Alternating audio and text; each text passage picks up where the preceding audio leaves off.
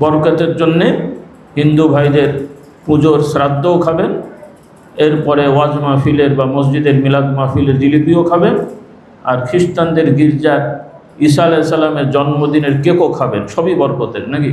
পীর সাহেব আসলে, হুজুর আসলে হুজুর দোয়া করেন, আর হিন্দু ভাইদের ওনাদের যারা গুরু আছেন তাদের কাছে যে আশীর্বাদ নেবেন, এরপরে খ্রিস্টানদের ফাদার বা বাবা যিনি আছেন তার কাছে যেও একটু প্রার্থনা করে আসবেন। সবই ঠিক নাকি? এই ধর্মগুলো নবীদের দ্বারা আসেনি, কারণ সব নবীদের দিন ধর্ম একটাই, সেটা হলো আল্লাহর দিন, সেটা হলো ইসলাম। তাহলে একটা দিনে তো 10টা নাম হয়নি বা নবীরা দেনওনি, আর নাম হলেও কিন্তু কাজ একই হবে। যেমন আমরা নামাজও বলি, সলাতও বলি, তো সলাত কেমন আর নামাজ কেমন বলেন তো? হ্যাঁ, না, তফাৎ আছে, তফাৎ আছে না? দুটো নাম হলো কেন তাহলে? তাহলে সলাতও যা, নামাজও তা, রোজাও যা, সওমও একই জিনিস। তাহলে নাম আলাদা হলেও কিন্তু জিনিস একই হবে। ইন্নাল হামদালিল্লাহি নাহমাদুহু ওয়া নাস্তাঈনুহু ওয়া নাস্তাগফিরুহু ওয়া নু'মিনু বিহি ওয়া নাতাওয়াক্কালু আলাইহি ওয়া নাউযু বিল্লাহি মিন শুরুরি আনফুসিনা ওয়া মিন সাইয়্যাতি আ'মালিনা। من يهده الله فلا مضل له ومن يضلله فلا هادي له وأشهد أن لا إله إلا الله وحده لا شريك له وأشهد أن محمدا عبده ورسوله صلى الله عليه وعلى آله وأصحابه وبارك وسلم. أما بعد فأعوذ بالله من الشيطان الرجيم. بسم الله الرحمن الرحيم. فمن ثقلت موازينه فهو في عيشة راضية. আল্লাহ তাআলার শুকরিয়া। আল্লাহ তাআলা আমাদেরকে আল্লাহর ঘরে আল্লাহর জিকিরের জন্য বসার সামর্থ্য দান করেছেন, তৌফিক দান করেছেন, বলি আলহামদুলিল্লাহ। আজকে যারা এখানে আছেন অনেকেই নিয়মিত এই মসজিদের মুসল্লি, আর অনেকেই আলহামদুলিল্লাহ বাহির থেকে আজকে এই আয়োজনের জন্য এসেছেন। ঈশ্বরদী এই শহরের অনেক বাসিন্দাও আছেন, আশপাশ থেকেও কিছু ভাইয়েরা এসেছেন। আল্লাহ রাব্বুল আলামিন আপনাদের সকলকে উত্তম প্রতিদান দান করুন। তো বাহিরে ওয়াজ মাহফিল প্যান্ডেল করে আয়োজন হয়ে থাকে সাধারণত শীতের মৌসুমগুলোতে। আমরা ওগুলোকে খুব গুরুত্বের সহিত দেখি, যদিও কাজগুলো ভালো কাজ, গুরুত্বেরই কাজ, তবে মসজিদ কেন্দ্রিক এই আয়োজনগুলোকে হালকা করে দেখার কোনো সুযোগ নেই। বরং মসজিদের এই আয়োজনগুলোই আমাদের মূল বিষয়। আর মসজিদগুলো ঠিকমতো আবাদ না হওয়ার কারণে আমাদেরকে বিকল্প ব্যবস্থা করতে হচ্ছে। আল্লাহ তাআলার শুকরিয়া যে আমরা জন্মগতভাবে ইসলাম পেয়েছি, বলি আলহামদুলিল্লাহ। বংশ মানে ব্যক্তিগতভাবে ইসলাম গ্রহণ করার মানুষ আমার মনে হয় এখানে খুব একটা নাই মনে হয়, একজনও পাওয়া যাবে কিনা সন্দেহ। সবাই প্রায় আমরা বংশীয় মুসলমান। এটা নেয়ামত, তবে একদিকে যেমন এটা বড় নেয়ামত, আর আমরা সহজে পাওয়ার কারণে এটাকে আমরা মূল্যায়ন করি না। আমাদের কাছে এটা স্বাভাবিক হয়ে গেছে, এটাই আমাদের জন্য বড় সমস্যা। পক্ষান্তরে পৃথিবীতে অনেক জায়গায় নতুন নতুন মুসলমান হচ্ছেন, যদিও গতি খুব কম আগের তুলনায়। বাংলাদেশ ভারতেও মাঝে মাঝে কিছু ভাই মুসলমান হয়, তবে একটু তফাতও আছে। ইউরোপ আমেরিকার বা এই ধরনের দেশগুলোতে যারা নতুন মুসলিম হয়, অধিকাংশ ক্ষেত্রে তারা ইসলামের মৌলিক সৌন্দর্যতায় আকর্ষিত হয়ে মুসলমান হয়, বলি আলহামদুলিল্লাহ। আর আমাদের দেশেও হয়, কিছু ভালো কারণেও হয়, আর কিছু কারণ আর বলাটা অত ভালো মনে করছি না। হ্যাঁ, সেটা বলতে গেলে শুনতে খারাপ লাগবে। তো তারপরও এদিক সেদিক করে অন্তত মুসলমান নামে খাতায় লেখাচ্ছে, সেটাও কিছুটা হলো ভালো দিক, যদিও সূচনাটা ভালো না। কি বোঝা হয়ে গেছে না, কি আরও বোঝাতে হবে? বাঙালি আবার না বোঝে নাকি, আল্লাহ হেদায়েত দান করুন। তো যাই হোক, তো দেখা যায় এদের কথা আলাদা। তবে আমি যেটা খেয়াল করেছি, নতুন মুসলমান যারা হয় মোটামুটি এই বুঝে শুনে, এদের শতকরা মোটামুটি ৯৮ জনই সুন্দর করে নামাজ রোজা করে, বলি আলহামদুলিল্লাহ। কিন্তু বংশীয় মুসলমান কিন্তু শতকরা সবাই ঠিকঠাক মতো নামাজ পড়ে না, কারণ ওদের বাপদাদা তো অনেক পড়েছে, ওদের কিছু কম পড়লেও হয় নাকি, তাই তো? আল্লাহ আমাদের হেদায়েত দেন। অর্থাৎ এরা শুধু বংশীয়ভাবে মুসলমান হলেও ইসলাম শেখে না, ইসলাম বোঝে না, এবং বোঝানো হয় না। শুধু একতরফা দোষ না, কারণ আমরা যারা নিজেদেরকে স্বঘোষিত নবীর ওয়ারিস দাবি করি, এরপরে কিছু পয়সা দিয়ে মুরিদ মুত্তাকি রেখে গাউসে আজম, কুতুবে দাওরান, মুজাদ্দেদে জামান নিজেরা সেজে বলি, আমাদেরও দোষ আছে।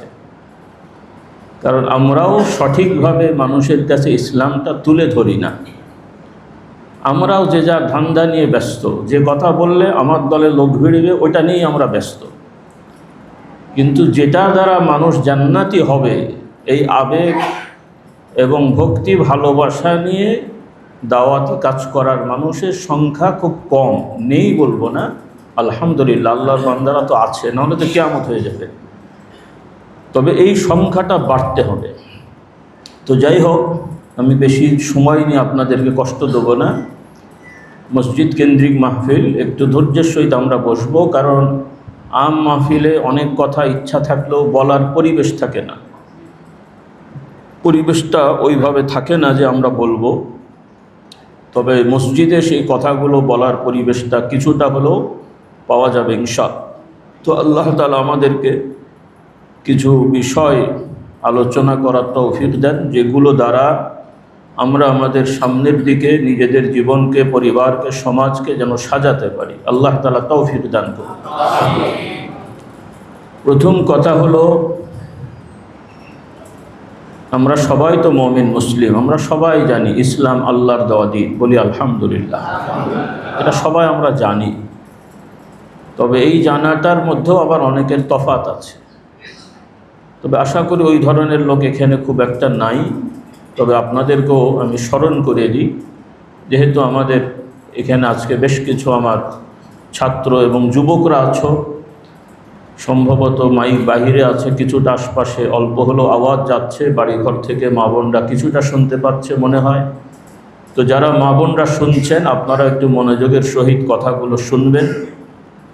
আর আপনাদেরকেও আমি আহ্বান করব, আপনারাও বিভিন্ন মসজিদ কেন্দ্রিক ভালো ভালো আলেমদেরকে নিয়ে, পুরুষরা যেমন আলোচনা শুনবে, মা বোনরাও যেন শুনতে পারে, এইভাবে পরিবেশ করে আপনারা দ্বীনি আলোচনার উদ্যোগ নেবেন। আল্লাহ তাআলা তৌফিক দান করুন।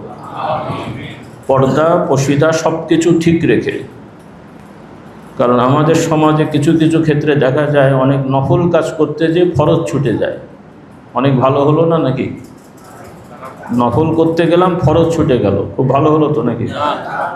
আগানো যাবে তো? এই জায়গাগুলো আমাদের খুব সমস্যা। কারণ বহু ওয়াজ মাহফিলের আয়োজন, উদ্যোগ, এটা তো ভালো জিনিস, কিন্তু বর্তমান যেটা আমরা খেয়াল করেছি, আল্লাহ পাক রহমান রহিম, তিনি ক্ষমা করবেন, আমরা আশাবাদী। তবে আল্লাহ তাআলা একটা তো নিয়ম দিয়ে রেখেছেন, তার তো একটা আইন আছে, বিধান আছে। তো আল্লাহ তাআলার আইন বিধানের দৃষ্টিতে যদি দেখা হয়, বহু ওয়াজ মাহফিল গুনার কাজ, বহু ওয়াজ মাহফিল কি গুনার কাজ। আর এর মধ্যে যদি ইসালে সব ঢোকে, তাহলে তো আরও মুশকিল। কারণ এগুলোতে এখন চাঁদাবাজি হয়, যে টাকা দিতে চায় না বা কম দিতে চায়, জোর করে তার থেকে টাকা নেওয়া হয়। খুব ভালো কাজ হয়নি? তারপরে অনেক এমন লোকের থেকে টাকা নেওয়া হয় যাদের টাকায় হারাম আছে। এরপরে বক্তা সাহেবরাও ওয়াজে উঠে মিথ্যে কথা বলে, এরপরে মিথ্যা হাদিসও বলে, এরপরে গীবত গিল্লাও করে, অনেক অন্য লোকের ব্যক্তিগত দোষ ত্রুটি তুলে ধরে কটাক্ষ ক্রিটিসাইজ করে। এগুলো তো সব বরকতের জিনিস নাকি? তাহলে ঘন্টার পর ঘন্টা এগুলো শুনলে কত সব, এগুলো শোনার জন্য টাকা খরচ করলে কত সব। এবার হিসাব করেন সব কোত্থেকে হচ্ছে। তাহলে আমরা যে ইসালে সব করে দোয়া করব যে সব পাঠাবো, কি পাঠাবেন? সব হলে তো পাঠাবেন, তো কি পাঠাচ্ছেন কি? এরপরে তো অধিকাংশ ইসালে সব মাহফিলে এখন মেলা হয়, তো সেখানে তো আপনাদের ছেলেপুলেরা সব কি করতে যায়? হ্যাঁ, সেগুলো আর বলার দরকার আছে? ওগুলোতে তো অনেক সব হয়, তো নাকি? এই যুবক যুবতীরা সব মেলায় যে যা করে অনেক সব হয় না? হুজুরকে তো এখন ওগুলো নিয়ত করে বলতে হবে, এই মেলার মধ্যে যত সবের কাজ হয়েছে এগুলো কার রুহে পাঠাবেন বলেন দেখি? কথা বলছেন, রুহে পাঠাবেন তো? কার কার রুহে পাঠাবেন বলেন? আল্লাহ তাআলা আমাদের হেদায়েত দান করুক। সেজন্যে, কারণ আজকে যারা এখানে আছেন অনেক ভাইয়েরা আছেন যারা বিভিন্ন ওয়াজ মাহফিলের আয়োজক কমিটিতে থাকেন, ইসালে সব মাহফিল কমিটির সদস্যরা আছেন, মানে আপনারা এগুলো পরিচালনা করে থাকেন। আপনাদের কাছে অনুরোধ থাকবে যে আপনারা আস্তে আস্তে, রাতারাতি পারবেন না আমরাও জানি, কারণ এই সকল ওয়াজ মাহফিলের একটা বড় অংশ আমাদেরই মুরব্বীদের দ্বারা প্রতিষ্ঠিত, তাদের খলিফা মুরিদদের দ্বারা প্রতিষ্ঠিত। এখন হয়তো ওগুলো হাইজাক হয়ে গেছে আর কি, কি বলেন? এটা তো এদেশের রক্তগত চরিত্র নাকি বলেন? একজনকে নিয়ে এসে সব গোছাবেন, তারপরে আর তাকে চিনবেন না, এই তো। তো যাই হোক, ভালো, সমস্যা নেই। কিন্তু সমস্যা হলো যে এই সকল ওয়াজ মাহফিলগুলো কাঙ্ক্ষিত ফল পাওয়া যাচ্ছে না। তো আপনাদের কাছে অনুরোধ করব, যারা যেখানে যে ওয়াজ মাহফিলের সাথে থাকেন, প্রথমত ওয়াজ মাহফিল ফান্ডটা করবেন একদম পরিচ্ছন্ন। যারা আগ্রহ করে ভক্তি ভালোবাসায় দেবে তাদের থেকে অনুদান নেবেন, এবং জেনে শুনে যাদের টাকা পয়সায় হালাল হারামের সমস্যা আছে এদের কাছে যাবেন না। কেউ দিলে ধরে নেবেন, কারণ মানুষের কিছু হালাল কিছু হারাম থাকে, সেটা আল্লাহ পাক ভালো জানে। যে একজন মানুষ দোকানদারি করে, পাশাপাশি উল্টোপাল্টা কিছু করে, তো তাহলে তার দোকানদারিটা হালাল আর উল্টোপাল্টাটা হারাম। আর একজনের টোটালটাই উল্টোপাল্টা, মানে তার ব্যবসাটাই হারাম। দুটোর মধ্যে তফাৎ আছে, দুটোর মধ্যে কি তফাৎ আছে, এগুলো খেয়াল করা। তো এটা দিয়ে শুরু করার কারণ হলো, যেহেতু আমাদের তো একটা পরিচয় আপনারা জানেন, তো যেই পরিচয় নিয়ে আমরা ঘুরে বেড়াই, যাদের দ্বারা আমাদেরকে মানুষ চেনে, তাদের নীতিটা তো আগে আপনাদের জানাতে হবে নাকি বলে? এই যে কথাগুলো বলেছি এগুলো ফুরফুরার পীর মুজাদ্দিদে জামান হযরত আবু বকর সিদ্দিকী রহমতুল্লাহ আলাইহির নীতি বাক্য, বলি আলহামদুলিল্লাহ। তিনি তার ওসিয়তের মধ্যে লিখেছেন যে আমভাবে চাঁদা তুলে কখনোই তোমরা ওয়াজ মাহফিল করবে না। ওই রাস্তাঘাটে চাঁদা তুলে যেটা করে মুজাদ্দিদ জামান, এটা নিষেধ করতে। কারণ ওখানে অনেক লোক আছে যাদের কাজ কারবারে হালাল হারামের প্রশ্ন আছে, ওরাও চাঁদা দেবে। তোমরা চেষ্টা করবে ইসালের সব ফান্ডটা যেন পরিষ্কার থাকে, বলুন সুবহান। আর তিনি সাবধান করে দেন, কারণ এই রোগটা তো নতুন না, শুধুমাত্র আমাদের 200 বছরেরও না, এটা আদিকালের সমস্যা, এটা আদিকালের সমস্যা। অর্থাৎ যখনই কোনো নবী রসুল ইন্তেকাল করেছেন, ওফাত হয়েছে, তার একনিষ্ঠ কিছু সঙ্গী বা অনুসারীরা ছিলেন, তারা তার পথের দিশারি ছিলেন, পথ ধরে রাখতেন। এরপরে তাদের পরের প্রজন্মে এসে কিছু লোক নবীর আদর্শে থাকতো, আর কিছু লোক বিভিন্ন রকম নতুন নতুন জিনিস আবিষ্কার করে নিজেরা আলাদা আলাদা নিয়ম কানুন রেওয়াজ তৈরি করত। এইভাবেই নতুন নতুন ধর্মের সৃষ্টি হয়। এই যে যত রকমের ধর্ম আছে, আমরা দৃঢ়তার সহিত বিশ্বাস করি, কথা বোঝা যাচ্ছে তো? যত ধর্ম আছে সেটা নবীর পরিচয় হোক অথবা না হোক, কারণ কিছু কিছু ধর্ম তারা নবীদের পরিচয়ে তারা চলে, এরপরে কিছু কিতাবেরও পরিচয় দেয়। যেমন ইহুদিরা, খ্রিস্টানেরা, তারা কিন্তু নবীদের পরিচয়ে চলে। এই জন্য আরব দেশের একটা নতুন বাঁদরামি বা শয়তানি শুরু হয়েছে বা ছিল। তারা মানে কি বলে, ইব্রাহিম আলাইহিস সালামের ধর্মসমূহ অনুসারীদেরকে এক করার বা এক মানুষ মানে কি বলে ঐক্যের একটা ডাক দিচ্ছে আর কি, নাউজুবিল্লাহ। অর্থাৎ ভারতীয় উপমহাদেশে একটা সময় দ্বীনে এলাহি নামক একটা প্রোপাগান্ডা বা একটা উদ্যোগ নেওয়া হয়েছিল। শুনেছেন আপনারা? কারা কারা শুনেছেন দেখি? এখন না, মানে আগে থেকেই শুনেছেন, হাত তোলেন তো। হ্যাঁ, কিছু অল্প কিছু ভাইরা শুনেছেন, বাকিরা হয়তো এখন শুনলেন।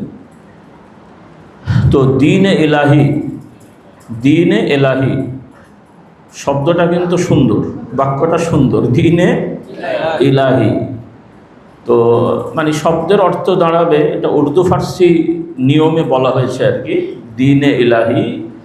ইলাহ মানে আল্লাহ, আর আল্লাহর দিন সমূহ। তবে এখানে তাদের বক্তব্য হলো যে সব দিনই সমান, যার যাইটা পালন করুক, কোনো কোনো ক্ষেত্রে মিলে জুলে পালন করি। বলেন নাউজুবিল্লাহ।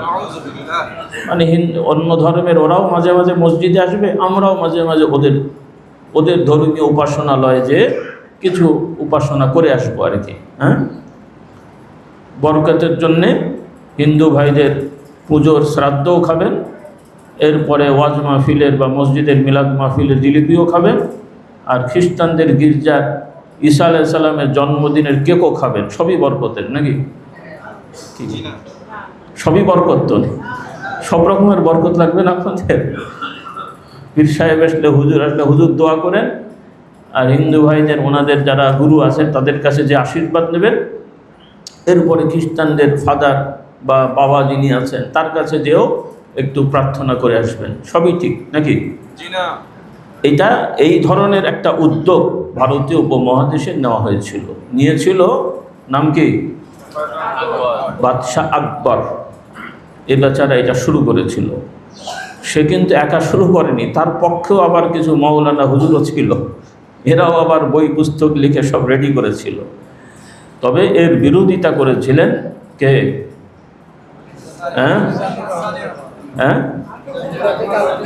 মুজাদ্দিদ আল-ফিসানি রহমতুল্লাহ আলাই, যিনি আমাদের পীর মাশায়েখদের অন্যতম একজন, বলি আলহামদুলিল্লাহ।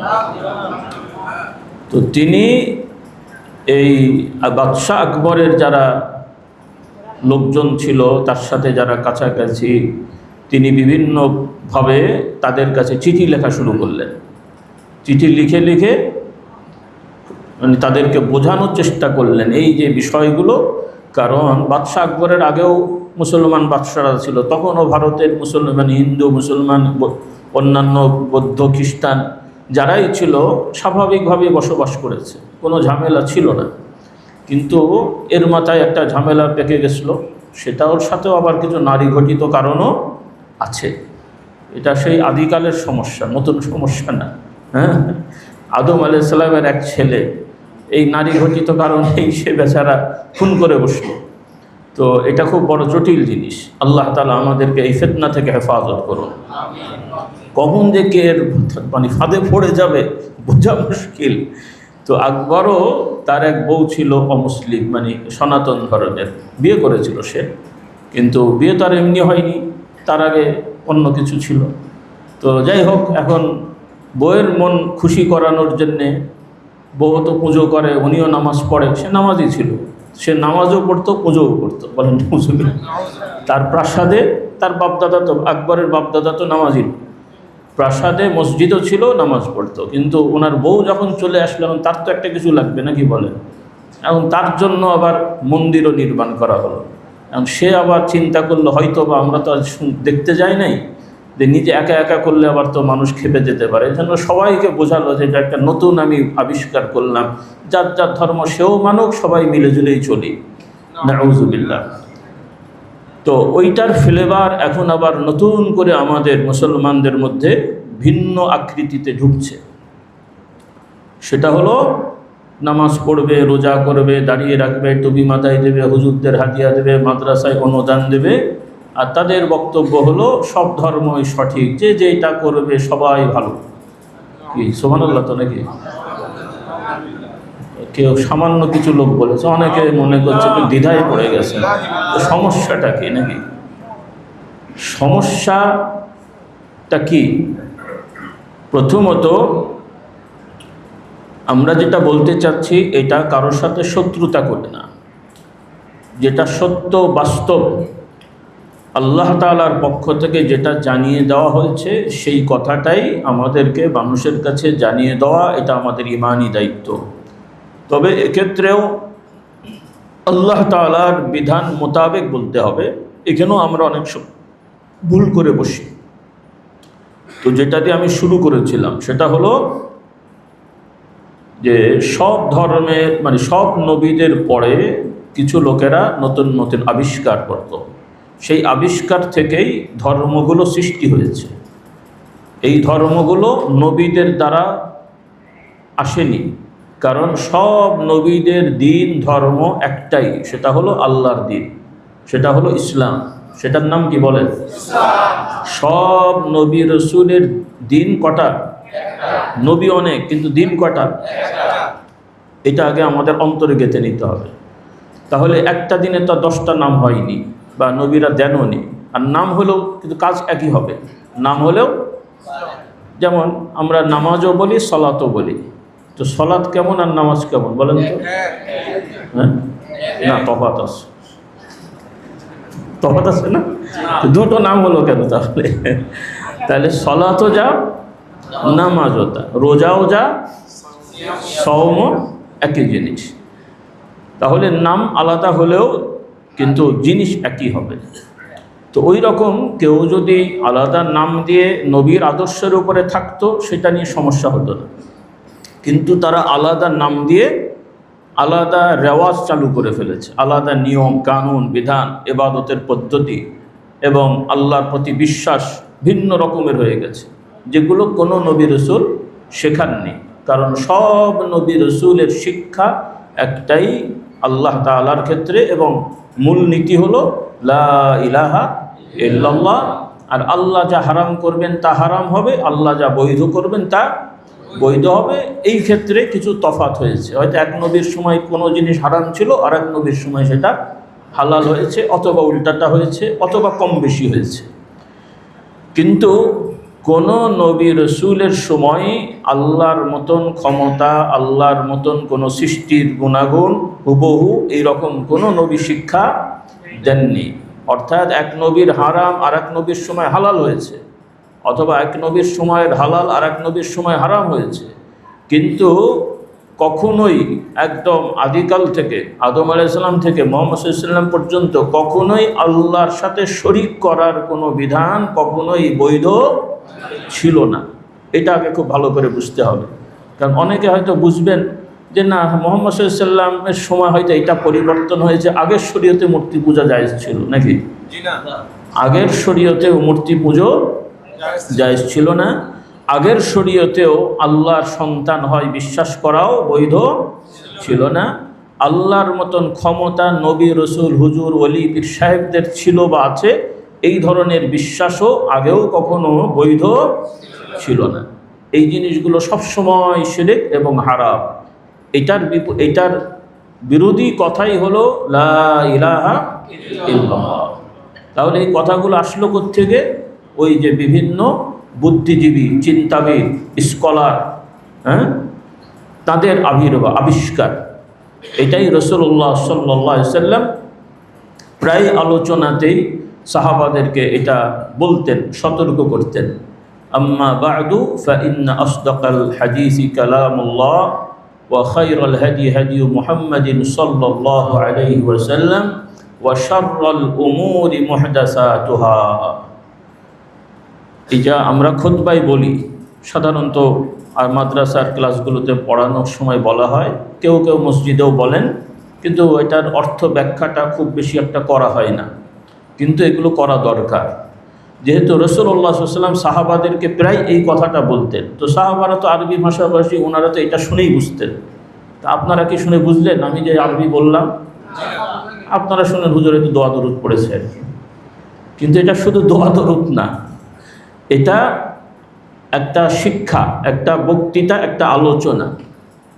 রাসূলুল্লাহ সাল্লাল্লাহু আলাইহি ওয়াসাল্লাম বলতেন, অতঃপর আগে তো হামদ, আল্লাহ তাআলার প্রশংসা করতেন, এরপরে সালাতু সালাম পড়তেন, এরপরে তিনি বলতেন অতঃপর, তার মানে তোমরা শোনো, খেয়াল করো, সব থেকে সত্য কথা হলো কার কথা?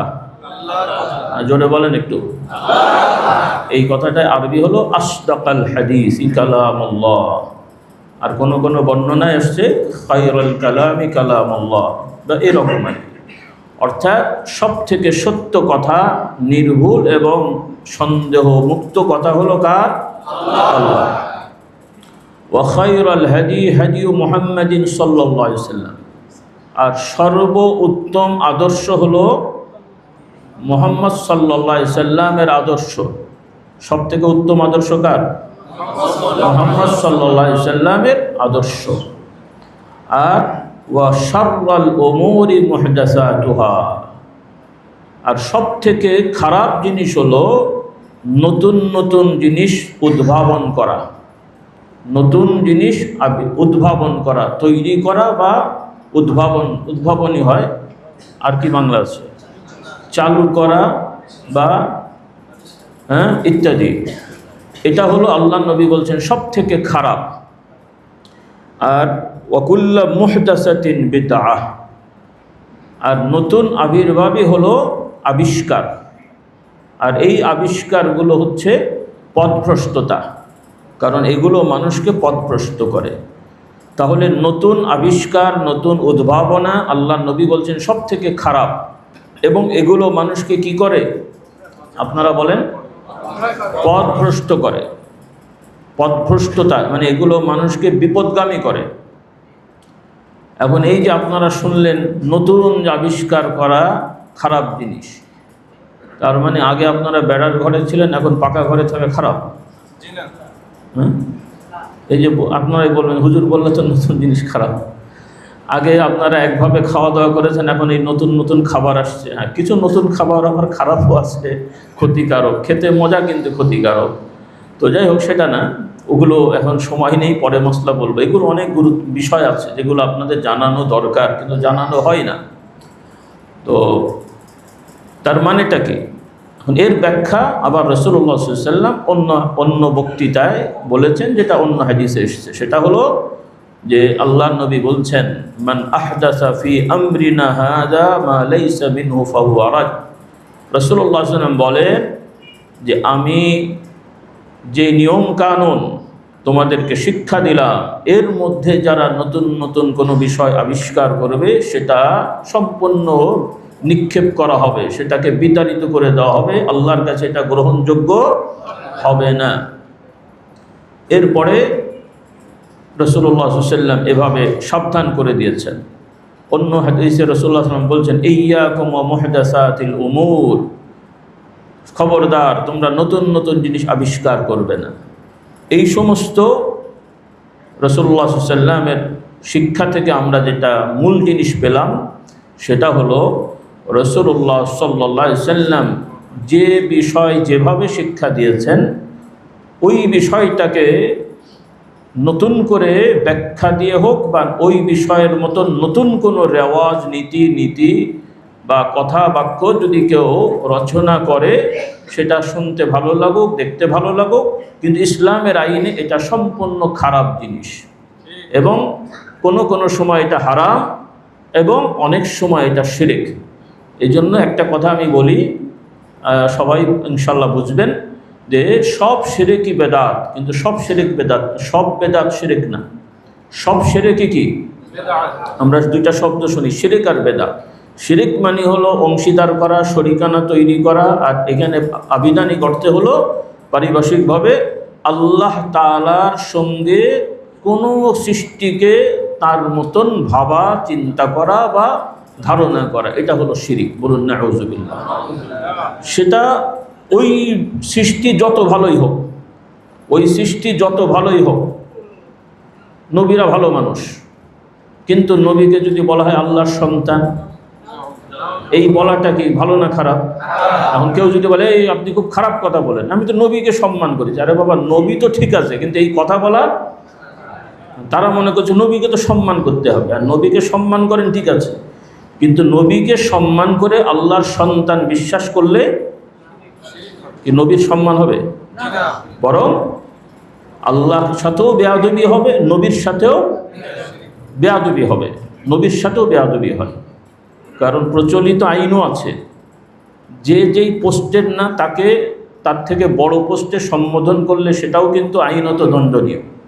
জানেন কি না আমি জানি না, সেটাও কি আইনত, বিশেষ করে প্রশাসনিক বিষয় যদি হয়। কারণ ওনার পোস্ট এটা না, আপনি বানালেন কেন, সেখানে আবার কৈফিয়ত দিতে হয়। যদি নোটিশ করা হয় আইনত যে কে জড়িত, মনে করেন একজন সাধারণ কনস্টেবলকে যদি এসপি বানানো, হ্যাঁ, তাহলে ও বেচারারও কৈফিয়ত দিতে হয়, হবে আর কি আইনত, যে উনি আবার এটা কাউকে দিয়ে বলালো কিনা। সে বলবে না আমি তো বলি যদি না, আমি জানি না, তাহলে তুই বললি করতে গিয়ে, তাহলে ওর দোষ।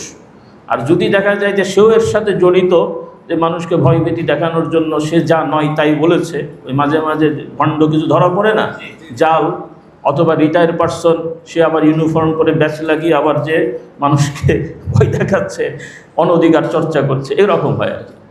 তো যাই হোক, তাহলে এরা নবীদের সম্মান বাড়াতে যে আল্লাহর সাথে শিরিক করে বসছে। এখন আবার যদি ভালো মানুষেরা দাওয়াত দেয়, ভাই এটা আপনি কি করলেন, ইনি তো নবী, আল্লাহর সৃষ্টি, আল্লাহর বান্দা, ওনার সম্মান আছে, কিন্তু আপনি ওনাকে আল্লাহর সন্তান বললেন কেন? বলে এই দেখো বেয়াদব, নবীকে সম্মান করে না। তাদের কাছে এখন এরা বেয়াদব হয়ে গেছে।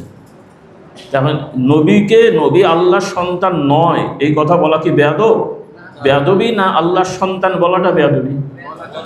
হ্যাঁ, এই জিনিসটা আপনারা মুখস্থ করে রেখেন, মাথায় দিয়ে দিয়ে, তাহলে অনেক সমস্যা সমাধান হয়ে যাবে। কারণ আমাদের সমাজে আবার এখন আছে ওই একই রেওয়াজ, কিছু লোকেরা কিছু ভালো ভালো মানুষদের সম্মান বাড়ানোর ওসিলা, বাড়ানোর উদ্দেশ্যে তারা উল্টোপাল্টা কথা বলে, আর তাদেরকে সতর্ক করলে এরা আবার উল্টো বলে যে এরা বেয়াদব। হ্যাঁ, আল্লাহ আমাদেরকে সঠিক জ্ঞান দান করুন। তো যাই হোক, আমি মূল কথায় আসি, বেশি তাত্ত্বিক কথায় গেলে আপনাদের কষ্ট হয়ে যাবে, তারপর একটু বলার দরকার মনে করছি, কারণ এই জিনিসগুলো আমাদের স্পষ্ট হতে হবে। তাহলে আমরা সবাই স্পষ্টভাবে জানলাম যে আল্লাহর পক্ষ থেকে দিন কটা? একটা, তার নাম কি? ইসলাম। এবং আরও দলিল দিয়ে দিই। এখন এই যে আমাদের দেশে যারা বলছে তারা ভুল বুঝছে, তারা মনে করছে যে ধর্মে তো অনেক ভালো জিনিস থাকে, কাজেই তাদের সমস্যাটা কোথায়? হ্যাঁ, সব ধর্মের বাহ্যিক অনেক ভালো আছে, কিন্তু সব থেকে খারাপ জিনিস হলো সব ধর্মের মধ্যে শিরক আছে। সব ধর্মের মধ্যে কি শিরক আছে? এমনকি মুসলমান হয়েও যদি শিরক করে, যদি বড় শিরকে লিপ্ত হয়, এমন এমন শিরক আছে যে সে নামাজি হলেও, রোজাদার হলেও, হজ করলেও, দাড়িওয়ালা হলেও, টুপিওয়ালা হলেও সে কিন্তু একদম অন্য মুশরিকের মতোই সে জাহান্নামী হবে। বলেন না নাউজুবিল্লাহ। এরকম মুসলমানের মধ্যেও ঢুকে পড়েছে। আল্লাহ তাআলা আমাদেরকেও হেফাজত করুন, এবং যারা এর মধ্যে জড়িয়ে গেছে আল্লাহ তাদেরকে হেদায়েত দান করুন। এখন আমাদের যেটা শেখাতে হবে সন্তানদেরকে, যে অন্য ধর্মের রেওয়াজ তারা মানুক। আল্লাহ তাআলা তাদেরকে দুনিয়ায় বেঁচে থাকার সুযোগ দিয়েছেন, স্বাধীনতা দিয়েছেন, কিন্তু ইমানদারদের দায়িত্ব দিয়েছেন দাওয়াত দেওয়ার। ইমানদাররা সাধ্য অনুযায়ী দাওয়াত দেবেন, তাদের কাছে দাওয়াত পৌঁছাবেন, তারা মানলে মানবে, না মানলে কিয়ামতের শাস্তি আল্লাহ তাআলা দেবেন। তবে এই ধর্ম, আল্লাহর ধর্ম না মানার জন্যে দুনিয়ায় কিন্তু কোনো শাস্তি আল্লাহ তাআলা দেননি, কারণ এটা দিলে সাধারণত তাদেরই ক্ষতি হবে। কারণ একজন কাফেরকে কাফের অবস্থায় হত্যা করলে সে জাহান্নামী হবে, আর একজন কাফের বেঁচে থাকার পরে যদি সে ঈমান নিয়ে আসে তাহলে তার উপকার হবে। সেজন্য আল্লাহ তাআলা সুযোগ দিয়েছেন, বলি আলহামদুলিল্লাহ, সুযোগ দিয়েছেন। এটাও আমাদের একটু বোঝার আছে। আল্লাহ তাআলা চুরি করার শাস্তি দিয়েছেন, মদ খাওয়ার শাস্তি দিয়েছেন, জিনা করার শাস্তি দিয়েছেন। এগুলো শাস্তিযোগ্য অপরাধ, দুনিয়ায় শাস্তি আছে। আবার দুনিয়ার শাস্তির পাশাপাশি আল্লাহ মাফ করুন, যারা এই সকল অপরাধ করে হয়তো সমাজে ধরা পড়ল না, ধরা পড়লে হয়তো শাস্তি হলো না, কিন্তু তওবা না করে যদি মারা যায় তাহলে কিন্তু কিয়ামতে শাস্তি আছে। নাউযুবিল্লাহ। কোনো মদখোর দুনিয়ায় যদি শাস্তির মধ্যে নাও পড়ে বা তাকে শাস্তি নাও দেওয়া হয়, সে যদি তওবা করে না মরে কিয়ামতে কি হবে? শাস্তি পাবে। জেনা, ব্যভিচার, অশ্লীলতা, চুরি, তারপরে মানুষের হক নষ্ট করা, এই ধরনের অপরাধগুলো দুনিয়ায় যদি এটা তওবা করে এটা থেকে মুক্ত না হয়, আল্লাহ তাআলা তাকে শাস্তি দেবেন কিয়ামতে। এই বিশ্বাস আমাদের থাকতে হবে। আল্লাহ তাআলা যেমন দয়াও করবেন, আবার ন্যায় বিচার করে শাস্তিও দেবেন। খুব ভালো করে খেয়াল করেন, কারণ মুসলমানদের মধ্যে আবার শয়তান ওয়াসওয়াসা দিয়েছে। কিছু মুসলমান মনে করে আল্লাহ তো ক্ষমাশীল, অপাপ করি সব ক্ষমা করে দেবেন, এজন্য তারা মানে পাপ করতে থাকে আল্লাহর দয়ার দোহাই দিয়ে। বলেন নাউযুবিল্লাহ। আবার আরেক দল হচ্ছে খুব বেশি কঠোর হয়ে গেছে, তারা মুসলমান গুনাহ করলেই বলে কাফের হয়ে গেছে। মুসলমান গুনাহ করলেই তাদের যুক্তি হলো গুনাহ আল্লাহ হারাম করেছেন, তো হারামকে হালাল মনে করে করেছে, কাজেই কাফের। নাউযুবিল্লাহ। হ্যাঁ, হারামকে হালাল বিশ্বাস করলে কাফের হয়, কিন্তু সব গুনাহগার কিন্তু গুনাহকে বৈধ বিশ্বাস করে না। হ্যাঁ, সব গুনাহগার, অনেকে মদ খায়, আল্লাহ মাফ করুক, কিন্তু তারা এটাকে বৈধ বিশ্বাস করে না। তারা এটাকে বিশ্বাস করে না যে এটা হালাল, সে হারামই বিশ্বাস করে, কিন্তু বদ অভ্যাস, নেশা, বদ অভ্যাস, মানে খাসলত খারাপ হয়ে গেছে, কিন্তু সে বিশ্বাস করে জিনিসটা কি খারাপ। অন্তর আমরা দেখছি না, তবে কিছু মানুষের ভাবসাবে, কথাবার্তায় বোঝা যায়। তো বিচার আল্লাহ তাআলা করবেন। তবে এটা আমাকে সতর্ক করে দিই, কেউ যদি এই রকম মদ, জেনা, ব্যভিচার, স্পষ্ট যেগুলো কোরআন হাদিস দ্বারা হারাম, আল্লাহ বলে দিয়েছেন, আল্লাহর নবী বলে দিয়েছেন, এটাও মনে রেখেন। সব কথা তো আমি বলতে পারছি না, শুধু কোরআন নয়, হাদিসের দ্বারাও অনেক জিনিস হারাম হয়েছে, হারাম হয়। হাদিসের দ্বারাও অনেক জিনিস ফরজ হয়। কথাটা বোঝা গেছে তো? হাদিসের দ্বারাও কি হয়? কিছু লোকেদের ধারণা যে কোরআনে বর্ণিত থাকলে ফরজ হয়, হাদিসে মনে হয় ফরজ হয় না, এরকম একটা ধারণা অনেকের আছে। এটা ভুল কথা। কোরআনের আয়াত দিয়েও যেমন ফরজ নির্ধারিত হয়, আল্লাহ রসুলের বক্তব্যতেও কি হয়? জোরে বলেন।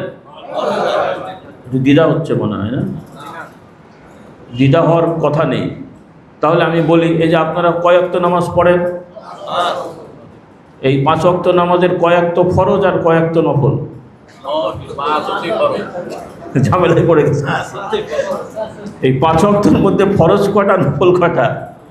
হ্যাঁ, আচ্ছা, এখন যদি কেউ শুধু কোরআনের উপরে থাকেন, মানে কোরআনে ফরজ হয়, হাদিসে ফরজ হয় না, এরকম যদি কারো মাথায় থাকে, এখন আপনাদের প্রশ্ন করি, আসেন এখানে কোরআন শরীফ আছে, আমার মোবাইলের মধ্যে আছে, দেখেন তো কোরআনে 5 ওয়াক্ত খুঁজে পান কিনা? পাবেন না।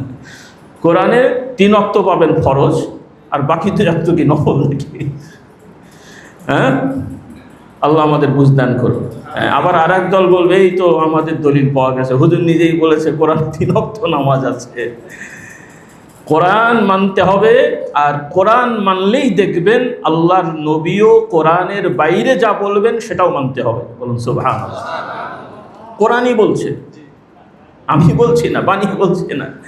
আমার যুবকদের বলে দিই, কারণ এখন আবার একদল লোক, আমাদের মুসলমান নামধারীরা, তারা মানুষকে শেখাচ্ছে কোরআন আল্লাহর কথা, কোরআন মানলেই হয়, আর হাদিসের দরকার কি? নাউযুবিল্লাহ। খবরদার, আমার যুবকদের বলি, মা বোনদের বলি, আমি তো এই বিষয়ে বিস্তারিত বলার সময় পাবো না, অন্তত এতটুকু মাথায় রাখেন, এই কথাটা শুনতে ভালো লাগছে, কোরআন মানাই যথেষ্ট, কিন্তু এই কথাটা বিষাক্ত কথা। কি কথা? বিষ থেকেও কঠিন। মধু যদি বিষাক্ত হয়, আপনাদের কি বলে, কিছু তো উপকার হবে না, কি বলে? হ্যাঁ, মানে এমনি জিনিস বিষাক্ত হলে, শরবতের মধ্যে বিষ থাকলে সেটা ক্ষতি করবে, আর মধুর মধ্যে থাকলে মনে হয় ক্ষতি কম হবে। সেটা কি হবে? হ্যাঁ, মধু তো উপকারী জিনিস। তাহলে অনেক সময় কোরআন হাদিসের দাওয়াত, সাইনবোর্ড সুন্দর, কিন্তু বিষাক্ত দাওয়াত, বিষাক্ত দাওয়াত। তাদের এই দাওয়াতে পড়লে সাইনবোর্ড সুন্দর, কোরআন মানব, হাদিস মানব, কথা সুন্দর, কিন্তু ভেতরে যেয়ে দেখবেন উল্টোটা করে বেড়াচ্ছে। কারণ তারা কোরআন মানার দাবি করে কোরআনের অনেক আয়াতকে অস্বীকার করছে। হাদিস মানার দাবি করে হাদিসের একটা বড় অংশকে বাদ দিয়ে কিছু অংশ মেনে বেড়াচ্ছে। হলো তো নাকি? হাদিস মানা হলো তো? হ্যাঁ, এই দাবিগুলো এরকম। সেজন্য আমাদের কথা কোরআন হাদিস মানে শুধু কোরআন নয়, শুধু হাদিসও নয়, আমরা বলবো কোরআন সুন্নাহ মেনে মুসলমান হতে হয় এবং আল্লাহ রসুলের সুন্নত মেনে চলতে হয় এবং মুসলমানের পরিচয় হবে আমি মুসলিম, বলি আলহামদুলিল্লাহ। এটা হলো দ্বীনের পরিচয়। আর একটা হলো সামাজিক শিষ্টাচার। অমুক মাদ্রাসায় পড়েছেন অমুক হুজুর, অমুক এলাকায় পড়েছেন তমুক হুজুর, অমুক দেশে পড়েছেন, একটা লকব লাগানো হয়, এগুলো নাজায়েজ না। কিন্তু এখন যদি কেউ মনে করে যে এটাই তাদের ইমানি পরিচয় হয়ে গেল, যে এক হুজুরের মুরিদ হলেই তারাই ভালো আর অন্য হুজুরের লোকেরা খারাপ, এক দলের সদস্য হলে তারাই একমাত্র জান্নাতি, ইসলাম মানছে, অন্যরা সব ইসলামের বাইরে, এই রকম বিশ্বাস হলে যে ব্যক্তি নিজেদেরকে গোষ্ঠীকেন্দ্রিক, দলকেন্দ্রিক, শুধু নিজেরাই মুসলমান, অন্যরা মুসলমান নয় বা ইসলাম হয়নি, ইমান হয়নি, এটা যদি তার অন্তরে থাকে, যতদিন তওবা না করবে বলতে হবে এ বেটাই কুফুরের মধ্যে আছে। খুব ভালো করে খেয়াল করে, কারণ সে আর একজন ইমানদারকে দলিল প্রমাণ ছাড়াই সে কাফের মনে করছে। একজন ইমানদারকে কাফের মনে করাটা, সে যদি কাফের না হয়, যে মনে করবে সে কি? বাংলাদেশ, ভারত, পাকিস্তানে কোনো দল, পীর সাহেব দরবার আল্লাহর পক্ষ থেকে ওহীপ্রাপ্ত তো, যে এই দরবারকেই মানতে হবে, এই দলকেই মানতে হবে। হ্যাঁ, তাহলে এই প্রশ্ন আসবে কেন? তাহলে এই প্রশ্নটা হবে কেন? এই জন্য যুবকদের সাবধান করে দিই, আপনারা ভালো কাজ করেন। প্রথমত আমরা তো দল করি না। অনেকে বলেন ফুরফুরা, ফুরফুরা দল না রে বাবা। ফুরফুরা একটা গ্রামের নাম, সেখানে আমাদের মুরব্বীরা বসবাস করতেন, সেই নামে তাদের পরিচয় হয়েছে। মুজাদ্দিদে জামান রহমতুল্লাহ আলাই তিনি সরাসরি কিতাব লেখেননি, তার মানে এটা না যে তোনার জ্ঞান গরিমা কম ছিল। তো আমিও প্রথম মনে করতাম যে উনি লিখলেন না কেন, পরে মনে করলাম যে লিখলেই তো মুশকিল হতো, কারণ ইসলাম তো নতুন কিছু না। তাফসির আছে, হাদিস আছে, ফিকহ আছে, উসুল আছে, এখানে নতুন আর কি লেখার আছে বলেন দেখি? তাহলে তার শিক্ষাটা ছিল সলফে সালেহিন, সাহাবা একরামদের থেকে কোরআন হাদিসের তাফসির যা এসছে ওটা মানবে, সাহাবা একরামদের থেকে যে আদর্শ এসে সহিহ হাদিসের উপরে, ফিকহের উপরে, ওগুলো মানবে। এখানে আর নতুন কিছু লেখার আছে? বড়জন অনুবাদ করার, সেগুলো হয়ে গেছে। তবে তিনি যেগুলো, অনেক জিনিস তিনি নিজে লেখেননি, কিন্তু অনেককে যে লিখিয়েছেন, যেগুলো সামাজিক কিছু নতুন নতুন সমস্যা, ওগুলোর সমাধানের ক্ষেত্রে তিনি কিছু জিনিস তার মুরিদদের, শাগরিদদেরকে দিয়ে লিখিয়েছেন, সংকলন করিয়েছেন। কারণ তিনি লেখেননি, যেটা আমার মনে হয় যে কারণ তিনি লিখলে, না লেখার পরেও আমাদের এই ফুরফুরার ভক্তবৃন্দের মধ্যে অনেক বিভ্রান্তি ঢুকে পড়েছে, যার যার মতন একটা করে বানাচ্ছে। আর তিনি যদি কোনো জিনিস লিখতেন, নাউজুবিল্লাহ, আমাদের কথা তো আমি বলছি, অন্যের কথা হলো শুনতে খারাপ লাগবে, তখন হয়তো দেখা যেত আমাদের এই মুরিদেরা কোরআন হাদিসের থেকে হুজুরের বইকে বেশি প্রাধান্য দিত। তবে এই রোগ শুধু ইনাদের না, এখন তো বললে আপনারা রাগ করবেন, এখন এই নতুন নতুন বিভিন্ন দল সংগঠনের লোকেরা আছেন, তাদের নেতাদের বই এখন কোরআন হাদিসের থেকেও বড় হয়ে গেছে। তাদের ইসলাম এখন ওই কেতাব কেন্দ্রিক। তাহলে নতুন করে ওহী নাজিল হলো মনে হয় নাকি? তাহলে এই কেতাব এসলো কোত্থেকে?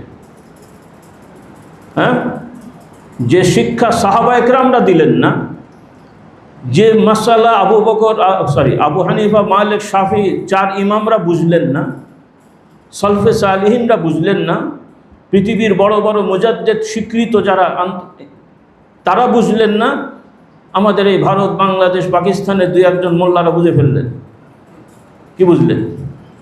নিজের বিবেককে একটু প্রশ্ন করেন। সেজন্য আমি অনুরোধ করব, সবাই সব কথা বুঝবেন না আমি জানি, কারণ আমাদের উল্টোপাল্টা বলার অভ্যাস নাই, মুরব্বীদের একটা মুখে লাগাম দিয়ে দিয়েছেন, আল্লাহ তাআলা আমাদের হেদায়েত দান করুন। কিন্তু যেই কথাগুলো বলা দরকার, আমাদের ইমানি দায়িত্ব বলতে হবে। সেজন্য আপনাদের অনুরোধ করব, সবাই আমাদের মুরিদ হবেন না, ভক্ত হবেন না, এটা স্বাভাবিক, এটা দোষ না, কিন্তু অনুরোধ করব অন্তত যে যেখান থেকে ইসলাম শেখেন, দোষ নেই, তবে আপনি আপনার ওস্তাদ, আপনি আপনার নেতাকে এমনভাবে মেনেন না যে নবী থেকেও মর্যাদা বেড়ে যায় অথবা নবীর সমান হয়ে যায়। কথা ঠিক আছে? কারণ নবীর মর্যাদাটা হলো নবী থেকে যা প্রমাণিত হবে কোনো রকমের প্রশ্ন ছাড়াই মানতে হবে। আর পৃথিবীর যত বড়ই পীর সাহেব হুজুর হোক আর চিন্তাবিদ হোক, তার কথা কাজ কোরআন হাদিসের সাথে না মিললেই সেটা প্রত্যাখ্যান করতে হবে, বাদ দিতে হবে। সেখানে ন্যাজ বাঁকা করার কোনো সুযোগ নেই। ন্যাজ বাঁকা করা বোঝেন? বোঝেন না? একটু বলি আর কি, মাঝে মাঝে দু একটা গল্প না বললে হয় না। অর্থাৎ দুই বন্ধু মানে ফুটানি মারাচ্ছে আর কি। ও দুই গ্রামের, আমার গ্রামে এই আছে, অমুকের গ্রামে এই আছে, বানিয়ে বানিয়ে গল্প করছে আর কি, ফুটানি করছে। এখন একজন বলছে, আরেকজন বলেছে বেশ কিছু ফুটানি মার্কা কথা, ওইটা খণ্ডন করার জন্যে। এখন ও বলছে, আমার গ্রামে একটা 40 ফুট লম্বা পুকুর আছে, তো ওই পুকুরে এই কদিন আগে 40 হাত লম্বা পুকুর আছে, 42 হাত একটা মাছ পাওয়া গেছে। কি বুঝলেন? পুকুর কয় হাত? আচ্ছা, ন্যাস পাওয়া গেল কয় হাত? মাছ পাওয়া গেল কয় হাত? ঠিক আছে না? কেন ঠিক নেই? কথা ঠিক আছে। এখন ওই ছেলেটা বলছে, ধর একটা কথা হলো নাকি, 40 হাতের মধ্যে 42 হাত হয় কেমন করে? 10-12 হাত নাহলে হলে হয়। তখন ও কথাটা ঘুরিয়ে বলছে, এই আমি কি বলেছি নাকি? তোর আব্বাই তো বলছিল ওইটা দেখেছে নাকি? বলে তাহলে হতে পারে। কি বুঝলে? তাহলে এখন হলো কি করে? বলো ওই মাছটা একটু ন্যাজ বাঁকা করেছিল, এখন হয়তো নাকি? হ্যাঁ, তার মানে আমার বাপ যদি বলে থাকে ও ন্যাজ বাঁকা করে হলো সোজা করতে হবে। তাহলে আমাদের সমস্যা হলো যে আমরা বিভিন্ন হুজুরের ভক্ত আছি, হুজুর অনেক কথা বলেছেন, ভালো কথা, হয়তো বেফাস একটা কথা বলে ফেলেছেন, মানুষ মাত্র হতেই পারে। কিন্তু আমি যখন শুনবো কথাটা ঠিক হয়নি, বলতে হবে যে হুজুর আল্লাহওয়ালা মানুষ, তবে হয়তো বেখেয়ালে বলে ফেলেছেন, ভাই ওটা আমরা মানছি না, কথা শেষ। কিন্তু আমরা এতই ভক্ত, তখন ওই বেফাস কথাটাকেও আবার ঘুরিয়ে ঘাড়িয়ে ব্যাখ্যা দিয়ে সোজা করার চিন্তা করবে। হ্যাঁ, তো এই ব্যায়ামটাই আমাদের বড় সমস্যা করে দিয়েছে। এটা থেকে বের হয়ে আসতে হবে সবার ক্ষেত্রে। আমি শুধু নির্দিষ্ট কোনো ব্যক্তির কথা বলছি না, কারণ আমার আব্বাজান একটু সহজ ভাষায় বলতেন আর কি, আমি আর সেভাবে বলছি না। হ্যাঁ, যত বড়ই হুজুর হোক টয়লেটে তো যেতে হয় নাকি? তবে সাধারণ আপনারা গেলে টয়লেটে গেলে নাপাক হন, অজু ভাঙে, হুজুর গেলে মনে হয় ভাঙে থাকে না নাকি? কি বল, ওনারটা তো উনি যাই করুক ঠিক থাকে নাকি? বাকি কথা বলার দরকার নেই। যত বড়ই হুজুর হোক, খাদেম অনেক কিছুই করে, পানি আগিয়ে দেয়, টিস্যু আগিয়ে দেয়, কিন্তু বাকি ভেতরের কাজ কি খাদেম করে না ওনাকেই করতে হয় নাকি? ওইটাও আবার আপনারা করে দেবেন? কি বুঝলেন? তো যাই হোক, এই জিনিসগুলো আমাদের খেয়াল রাখতে হবে। আল্লাহ তাআলা আমাদের হেফাজত করুন। তো এখন যে কথাটা আমি বলছিলাম যে আমাদের এখন মূল জায়গায় যেতে হবে, সেটা হলো কোরআন হাদিসের সাথে সম্পর্ক বাড়াতে হবে, যেটা আমাদের সমাজে খুবই অবহেলিত, যেটা আমার অনুভূতি। কারণ আমি নিজের প্রতি সন্তুষ্ট না, তা আপনাদের আর কি বলবো। বয়স একদম কমও না, আবার খুব বেশিও না। আর চেহারা সুরত দেখলে তো মাশাআল্লাহ নিলামে ভালোই বয়স ওঠে, কি বলে? তাতে আমি নিজেও খুশি না। যাই হোক, গোলমাল করে কিছু তো পড়াশোনা করেছি, তারপরেও এখনও মন খুব খারাপ লাগে যে এতদিন কি করলাম। কারণ কোরআন হাদিসের সাথে আমাদের সম্পর্ক খুব কমে গেছে। এত কিছু বুঝি, কিন্তু সরাসরি সব জায়গায় কোরআন বুঝি না, সব জায়গায় হাদিস বুঝি না। তাহলে করলামটা কি এত বছর ধরে? আল্লাহ আমাদের হেদায়েত দান করুন। তো আপনাদের অবস্থা তো আপনারাই জানেন। শুনতে খারাপ লাগবে, আমরা খুব কোরআনের স্লোগান দিই, অনেক ইসলামের কথা বলি, কিন্তু সব থেকে বড় আফসোস লাগে মাদ্রাসাগুলোতেও কোরআন অবহেলিত। বলেন নাউজুবিল্লাহ। শুনতে খারাপ লাগে, অনেকে রাগ করবেন হয়তো। মাদ্রাসাগুলোতেই কোরআন অবহেলিত, হুজুরদের কাছেই কোরআন অবহেলিত, তো আপনাদের কাছে আর কি সম্মানিত? তারা মাইন্ড করেন না। এখানে যারা বসে আছেন সবাই একটা পর্যায়ের মানুষ। এখন যদি আমি পরীক্ষা নিই কথার কথা বোঝার জন্যে, সবাই তো ভালো মানুষ, নামাজি, যে বেশি দরকার নেই, আলহামদু সূরা সহ এই 3-4 ফালাক, নাস, ইখলাস, এরকম 5-7টা সূরা একটু শুনবো যে আপনারা সবাই তো নামাজি, রোজাদার, ভালো মানুষ, দেখি একটু পড়ে শোনান তো, দেখি কার ঠিক আছে কার ভুল আছে।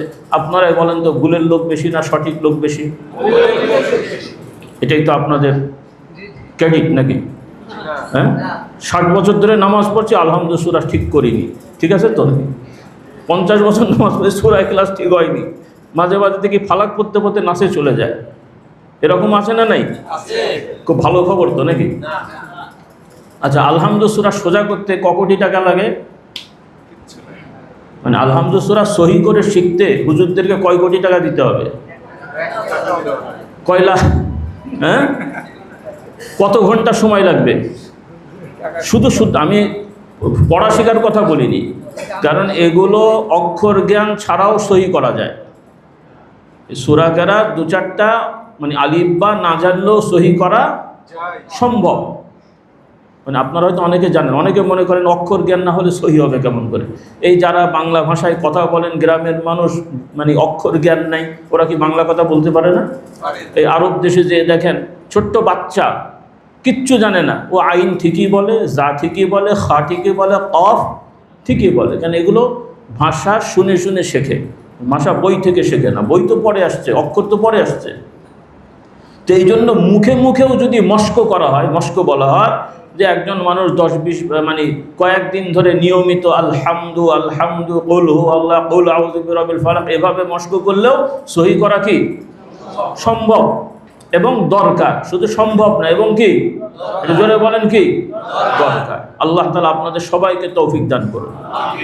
এখন হয়তো আমি অবাস্তব কথা বললে হবে না, যেটা আপনি পারবেন না আমি বলে গেলে হবে কি, কিন্তু আপনারা এই আসরের পরে, মাগরিবের পরে, ইশার পরে 10 মিনিট 20 মিনিট করে সময় দিয়ে বিভিন্ন সময় এগুলো একটু সহি করা কি অসম্ভব?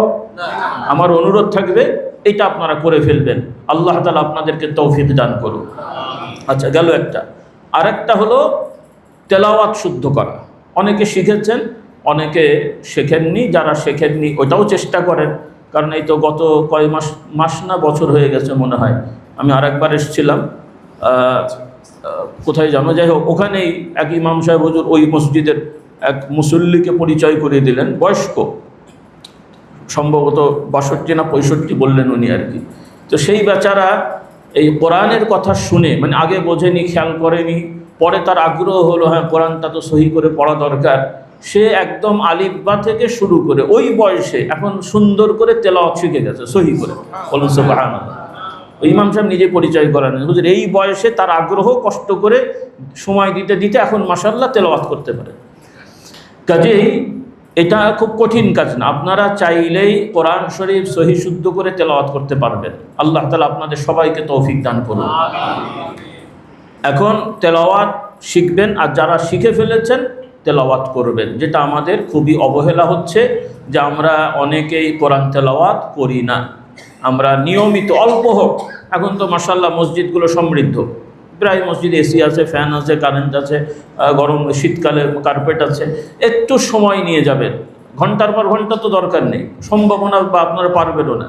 এই নামাজের আগে পরের সময়ে 10 মিনিট 15 মিনিট করে কোরআন শরীফ পড়ে আপনারা আগাতে থাকবেন, যাতে দেখা যাবে কারো হয়তো মাসে, 2 মাসে, 3 মাসে ইনশাআল্লাহ কোরআন শরীফ খতম হবে। আল্লাহ তাআলা আপনাদেরকে তৌফিক দান করুন, এটার বরকত আছে। আপনারা হয়তো বুঝতে পারছেন না, তেলাওয়াত করবেন, এটাতেও বরকত আছে, তবে এটা যথেষ্ট না। কি নয়?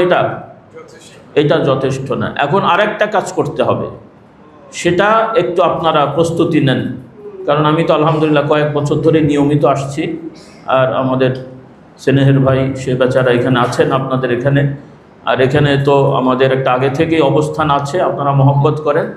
তো যদি আগামী বছর আল্লাহ তাআলা নিয়ে আসেন, তাহলে আমি একটু পরিবর্তন দেখতে চাই। বলুন আল্লাহুম্মা আমিন। আচ্ছা, সেটা হলো আপনি নিজে, আপনার স্ত্রী, সবাইকে উদ্বুদ্ধ করবেন। আপনার ছেলে মেয়ে যারা ইন্টারমিডিয়েট পড়ে, ডিগ্রি পড়ে, অনার্স মাস্টার্স পড়ে, অথবা নাতিপুত্ররা যারা আছে, সবাইকেই আপনি কোরআন শরীফের তাফসির কিনে দেবেন। কি কিনে দেবেন? তাফসিরুল কোরআন। আর যেটা মোটামুটি আপনাদের বা আমাদের মতন যারা আছি, মানে অল্পতে সহজে বোঝার মতন যে তাফসিরগুলো, তার মধ্যে অন্যতম হচ্ছে মাআরিফুল কোরআন, তাফসিরে মাআরিফুল কোরআন। আর ওইটারই আরেকটা মনে হয় সংস্করণ এসছে, তাওজিহুল কোরআন। আর খেয়াল রেখো যে বাংলায় আর নির্ভরযোগ্য যেগুলো আসছে, আমি এই দুটোই মোটামুটি নির্ভরযোগ্য মনে করি বাংলা ভাষায়। আরও কিছু এসছে কিন্তু আমার দেখার সুযোগ হয়নি, এই জন্য আন্দাজি আমি বলতে পারবো না। আর আপনাদের জন্য এই দুটোর একটা যথেষ্ট। কি কি বললাম বলেন তো? মাআরিফুল কোরআন, তাওজিহুল কোরআন। এখন শুনে আপনাদের একটু মন খারাপ হচ্ছে যে অবাস্তব কথা বলছেন। অবাস্তব না। আপনারা অনেকেই সংবাদ দেখেন না, ফেসবুকে সংবাদ দেখেন, ইউটিউবে সংবাদ দেখেন। হিসাব করে দেখেন তো সারাদিন কয় ঘন্টা যায়। হিসাব করলে দেখবেন কারো 3 ঘন্টা, 4 ঘন্টা, 5 ঘন্টা, 1 ঘন্টা হলেও সময় যায় না, যায় না। আর এখন তো এগুলা হয়েছে, আগে তো ছিল পত্রপত্রিকা। দেখবেন বুড়ো মানুষ চশমায় দেখতে পারে, তারও এরকম করে করে পত্রিকা দেখে, আছে না নাই? হ্যাঁ, চোখেও দেখে না, তারপরও পত্রিকা পড়তে হবে। কি খবর? ঢাকা শহরে বাস উল্টে গেছে, হ্যাঁ, পাকিস্তানে বোম ফেটেছে। তো আপনি কি করতে যাবেন? পাকিস্তানে বোম ঠিক করতে? ওই বাস কি ঠেলে সোজা করবেন? তো এই সংবাদ পড়ে আপনার লাভটা কি? সচেতন হতে হবে। এটাও আর একটা শয়তানি আর কি। এই যে পত্রপত্রিকা বেশি পড়া সবার, এটা ভুল। যদিও শুনতে একটু আপনাদের কাছে ব্যাকডেটেড মনে হবে আর কি, কারণ এটারও দরকার আছে কিছু মানুষের জন্যে। কলাওয়ালার তো কি বলে, আপনার পাকিস্তানের খবর নেওয়া দরকার আছে তো নাকি?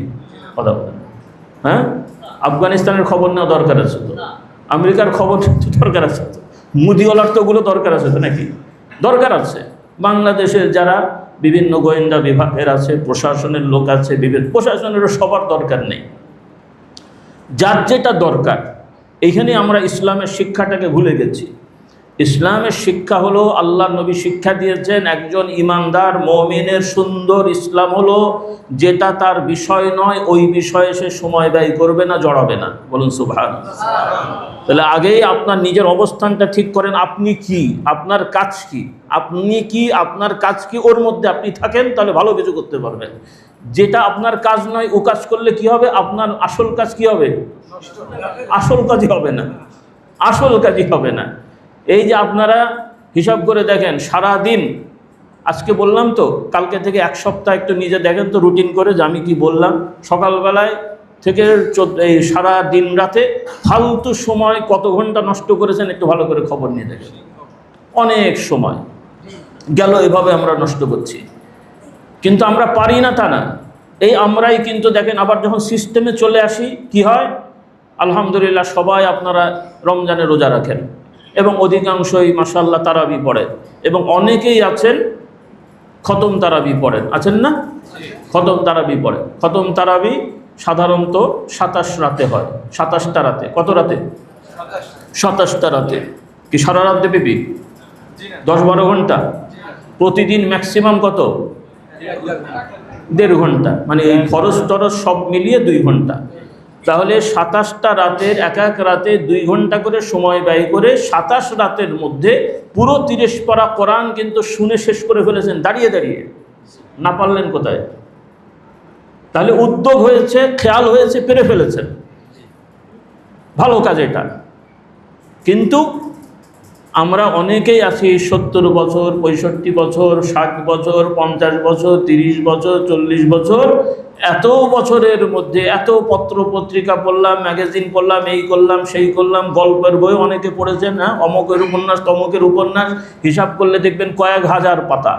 এরপর স্কুল কলেজে আমরা পড়েছি, কেউ inter pass, degree pass, MA pass, BA pass, doctor, engineer, তার মানে অনেক হাজার হাজার পাতা আপনি পড়ে ফেলেছেন কিন্তু এই 10-12 বছরে।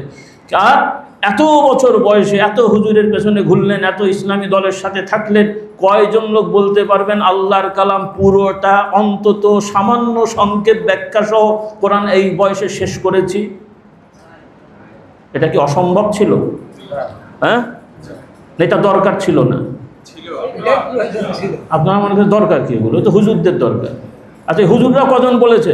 এখন তো শুনতে খারাপ লাগবে, এইসব দায়ী মোটা মোটা পাগড়িওয়ালা ঘুরে বেড়াচ্ছে। কোরআন শরীফ খুলে দেন তো, হুজুর একটু পড়ে শোনাও তো দেখি। দেখুন পারবে না। এটা তাদের একক দোষ না, কারণ আমাদের সিস্টেমটাই ভুল হয়ে গেছে। আমার আব্বাজান এর জন্য বারবার বলতেন, কিন্তু ওই কথাগুলো আবার বোঝার তো মানুষ, সবার তো আর আকল একরকম না। যারা বয়স্করা আছেন মনে আছে কিনা, আব্বা বলতেন বাবা কোরআনের মুরিদ হও। আবার ওই কিছু মাথা মোটা মুরিদ, ওরা আবার বলছে কোরআনের আবার মুরিদ হয় কেমন করে? কি বুঝলো মুরিদ মানে কি? হ্যাঁ, মুরিদ মানে তুমি ইচ্ছা করো, চাও, তোমার কি চাইতে হবে? কোরআন চাইতে হবে। বলুন সুবহানাল্লাহ। কোরআনের সাথে লেগে থাকতে হবে। এখন অনেকে কথাটা নিতে পারেনি সঠিকভাবে, কারণ আল্লাহ নবীও কোরআন শিক্ষা দিয়েছেন, আল্লাহ কোরআন নাজিল করেছেন, নবী কোরআন শিক্ষা দিয়েছেন। কোরআন শিক্ষা দিয়ে, ওহী শিক্ষা দিয়ে সাহাবা একরামরা যারা জাহিলি যুগের মানুষ, যারা মদ খেতে অভ্যস্ত ছিল, সেই মদ খাওয়া মানুষগুলোকে এখন মেসোয়া কলা মানুষ বানিয়ে দিয়েছে। সুবহানাল্লাহ।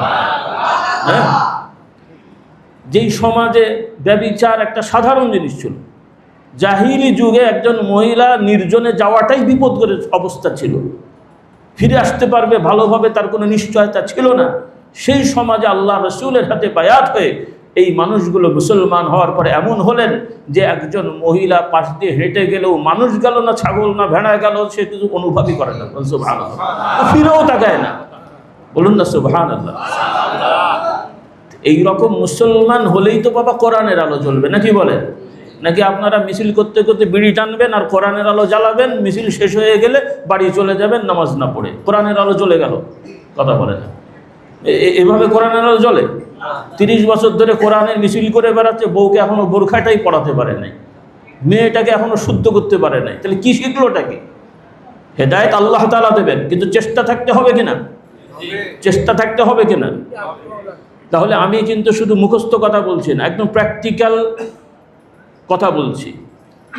এই যে তাফসিরে মারিফুল কোরআন 1487 পৃষ্ঠা, মানে যেটা এখন ছাপা আছে আর কি, তো এটা যত বড় ফন্টই হোক জিনিস তো একই থাকবে।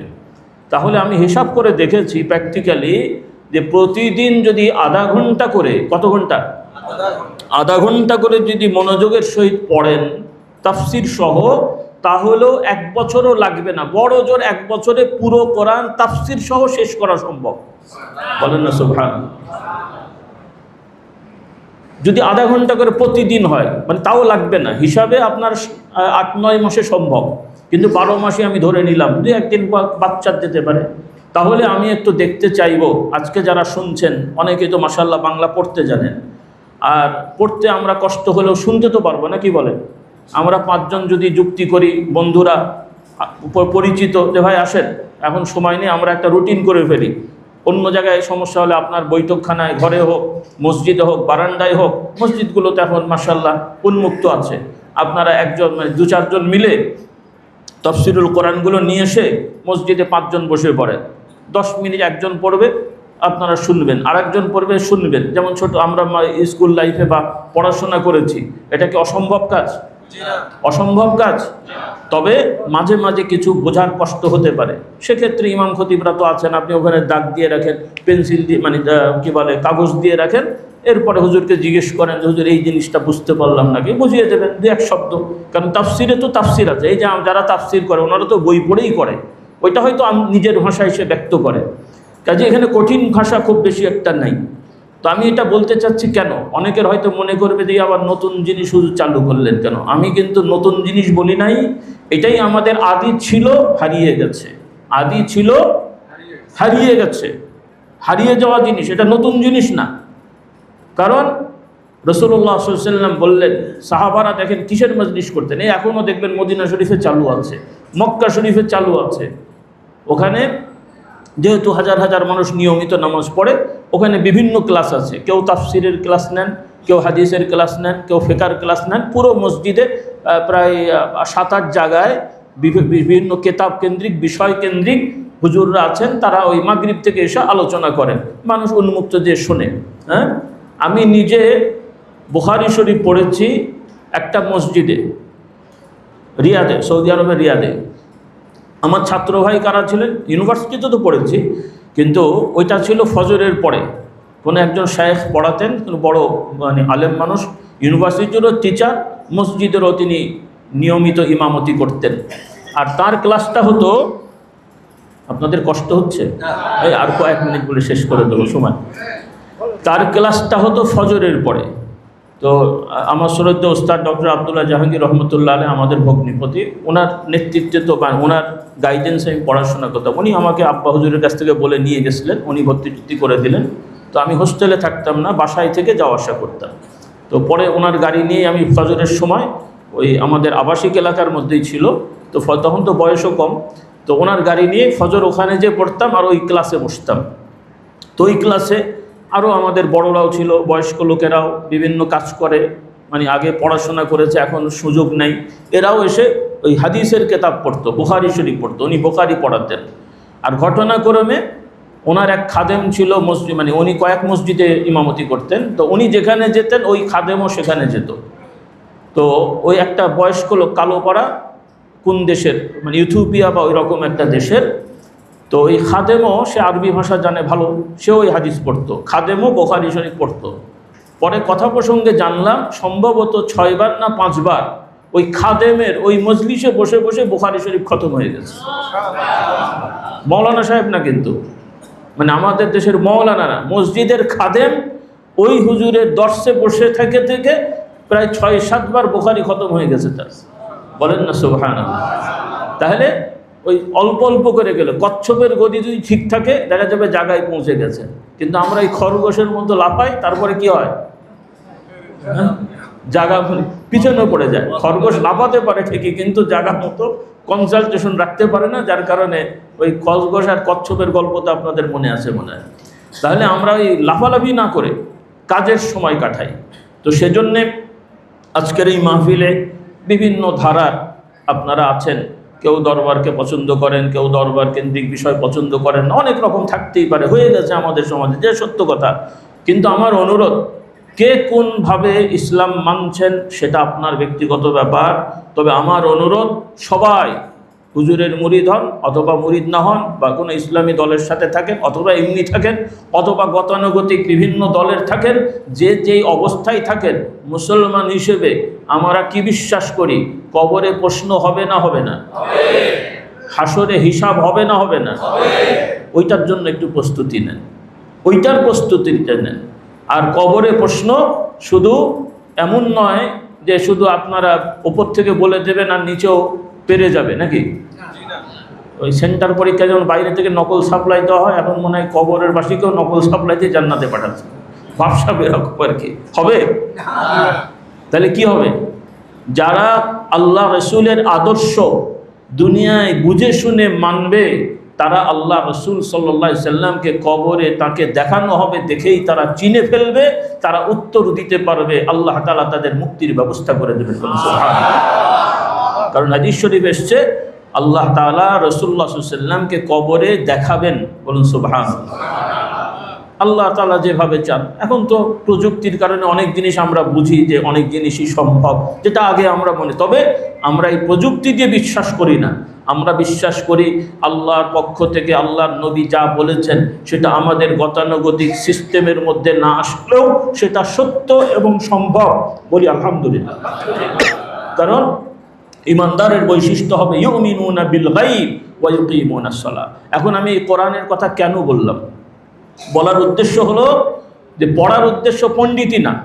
এখন আমি যে বললাম আপনারা পড়বেন, তার মানে ডিগ্রি নেওয়ার জন্য না, পণ্ডিতির জন্য না, যেটা আল্লাহর নবী বলেছেন ওই বাস্তবতাটা মানার জন্য। আর এটা না হলে এটা সম্ভব না, কারণ সব জিনিস এই ওয়াজ মাহফিলে বলে শেষ করা যাবে না, জুমার আলোচনায় শেষ করা যাবে না। এই তো কত বছর ধরে আপনারা জুমা পড়ছেন, এখানে অনেক বছর, মনে হচ্ছে 70 বছর বয়স, 50 বছর ধরে জুমা পড়ছেন। তো 50 বছর ধরে জুমা পড়ছেন, আমি যদি আপনাদের অনেক জিনিস মাসলা জিজ্ঞেস করি এটা হালাল না হারাম বলতে পারবেন? কিন্তু আপনি 1-2 বছর কোরআন চর্চা করে দেখেন, আপনি হয়তো রেফারেন্স দিতে পারবেন না, কিন্তু জানবেন এটা হারাম। আর প্রশ্ন হলো যেটা তো শুধু মুখস্থর বিষয় না, আল্লাহর আইনগুলো প্র্যাকটিক্যাল আইন। তা আপনি যখন জানবেন হারাম, আপনি তো এমনি বাদ দেবেন, তো বাদ দেওয়া হলে তো আপনার এটা প্র্যাকটিক্যাল হয়ে গেল, এটা হারাম, আমি করি না। এখানে অনেকে আছেন, আমি শুনতে খারাপ লাগবে, অনেকে আছেন যাকে আমি অন্যভাবে বলবো না, এখানে যে যাই আছেন কোরআনের আয়াত মুখস্থ নাই, দলিল দিতে পারবেন না, কিন্তু শুয়োর হারাম না হালাল? শুয়োরের গোশত খাওয়া হালাল না হারাম? তো কোত্থেকে শিখলেন, তো জানলেন কোত্থেকে? আয়াত দেখাতে পারবেন? হ্যাঁ, বাপদাদা খাই নাই এজন্য খাননি। আচ্ছা আচ্ছা, সুদ কোথায় আছে হারাম? ওটা মনে হুজুররা বলেছে, ওটা মনে আপনারা শোনেননি, ওটা মনে হয় জানেন না, কথা বলেন। তাহলে সুদ হারাম বাদ দিয়ে দিলেন, তাহলে সুদ কেন বাদ দিতে পারলাম না? ঘুষ কেন বাদ দিতে পারলাম না? আল্লাহ আমাদের হেদায়েত দান করুন। নাকি শুয়োরের বিকল্প খাসি পেয়ে গেছেন এই জন্য বাদ দিয়ে দিয়েছেন নাকি? খাসি না পাওয়া গেলে দেখা যেত। সুদের বিকল্প পাননি, আছে না নাই? আল্লাহ ব্যবসাকে দিয়ে দিয়েছেন, ব্যবসা করবেন, কিন্তু ব্যবসা হালাল, কিন্তু কেমন করে? লাভ বেশি করার জন্যে পচাগুলো নিচে দিয়ে ভালোগুলো উপরে দেবে, তাই? হ্যাঁ, চাইনিজ কাপড় জাপানি সিল মেরে, তাই তো? অনেক লাভ, বরকত হয়ে গেছে, 1 বছরে 10 লাখ টাকা বরকত হয়ে গেছে। এবার একটু উমরা করে আসি, মাশাআল্লাহ, হয়েছে না অনেক সব? এরকম ইসলাম, এই ইসলাম আল্লাহর কাছে কবুল হয়? রাগ করছেন?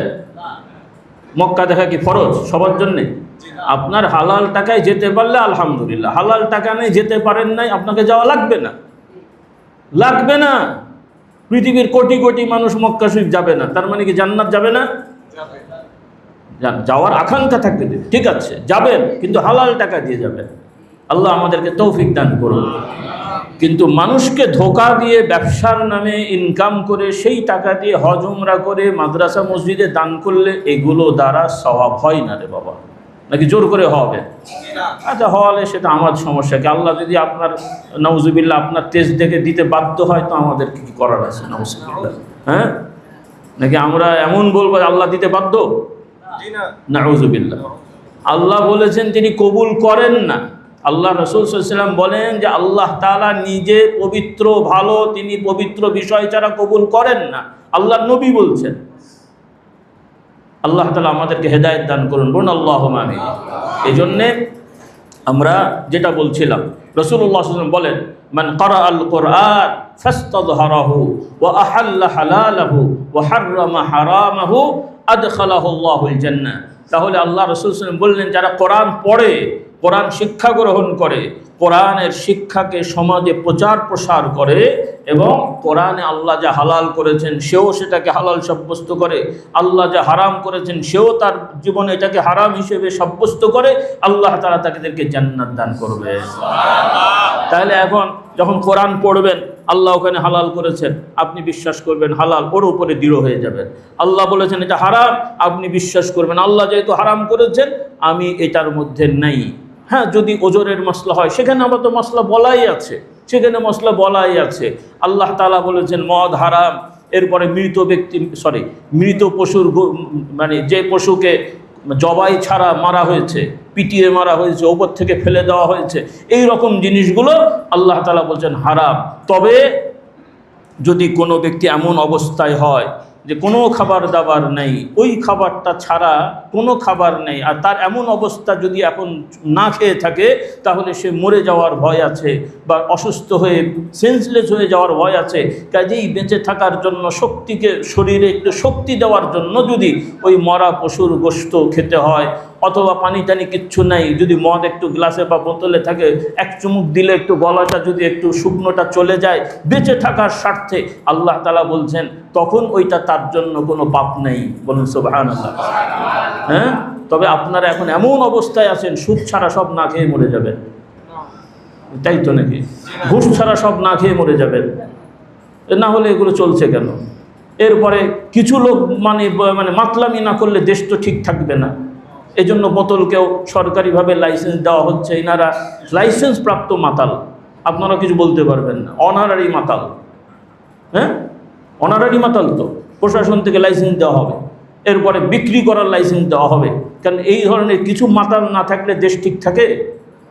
হ্যাঁ, এই মাতালদের ওসিলাই তো আপনাদের তাল ঠিক আছে নাকি? নাউজুবিল্লাহ। আল্লাহ আমাদেরকে হেদায়েত দান করুন। তাহলে এগুলো কেন আসলো? এখন যদি এই শিক্ষাটা কারা লাইসেন্স দিল? বাংলাদেশের মদ চলবে লাইসেন্স দিল কি আমেরিকানরা, ইউরোপিয়ানরা, ভারতীয়রা সই করেছে? দেখবেন হয়তো বা খুঁজলে দেখবেন সেবাটারও মুখে দাঁড়িয়ে আছে, ওরও হয়তো বাপ তাহাজ্জুদ পড়তো, হয়তো বা আমাদেরই হয়তো কারো মুরিদ হতে পারে, আর তার ছেলে এখন ওখানে সই করছে। বলেন নাউজুবিল্লাহ। কারণ আপনারা তো সন্তান করতে পারেন নাই। আপনারা যদি আপনাদের সন্তানকে ছোটবেলা থেকে করতেন তাহলে এই বাংলাদেশের প্রশাসন কি আর আমেরিকা থেকে আসতো নাকি, জাপান থেকে আসতো নাকি? তাহলে আপনাদের সন্তানরা ঈমান আমল নিয়ে যেত, যে দলেরই হোক, তারা নেতাকে বলতো যে ভাই নেতা ঠিক আছে কিন্তু ঈমানের ব্যাপারে ছাড় নাই। বলেন কথা ঠিক না? আপনি নেতা ঠিক আছেন কিন্তু নেতা যদি যে দলই করেন, আপনার নেতা যদি এখন বলে, পার্লামেন্টে বলে যে তুমি ওখানে যে গরু ছাগল খেও, এখন পার্লামেন্টে তুমি এখন নিরপেক্ষ, আমরা শুয়োরের খানা দিলেও খেতে হবে, খাবেন তো নাকি? না, এটা যেখানকার শুয়োর নয়, আমেরিকা থেকে প্রসেস ভাবে এসছে, স্বাস্থ্যসম্মতভাবে লালিত পালিত শুয়োর, পরীক্ষিত, কোনো স্বাস্থ্যের সমস্যা নেই। এরকম শুয়োর যদি পার্লামেন্টে দেওয়া হয়, ওই কি বলে অধিবেশনের পরে, খাবেন তো নাকি? কেন? আপনার তো নিরপেক্ষ। মসজিদে এলেন আল্লাহর পক্ষে, পার্লামেন্টে তো নিরপেক্ষ, ওখানে খাসিও যা শুয়োরও তা খান। তো এই ঈমান নিয়ে যদি কবরে জান্নাতে যেতে পারেন তো আমাদের সমস্যা কি? যান আপনারা, নিজের ঈমানকে প্রশ্ন করেন। এই দল সে দল করে যত নেতা আছে, তোমার কবরে কোনো নেতা যাবে না। আপনার আমার কবরে মুহাম্মদুর রাসূলুল্লাহকে চিনতে হবে। যদি মুহাম্মদুর রাসূলুল্লাহকে চেনার চেষ্টা করেন তবে নাজাত আছে, না হলে এ সকল নেতারা মরে গেলেও কি বলেন নাকি যে অমুক নেতাকে নিয়ে এসে দোয়া করাও? তখন তো হুজুর খোঁজেন,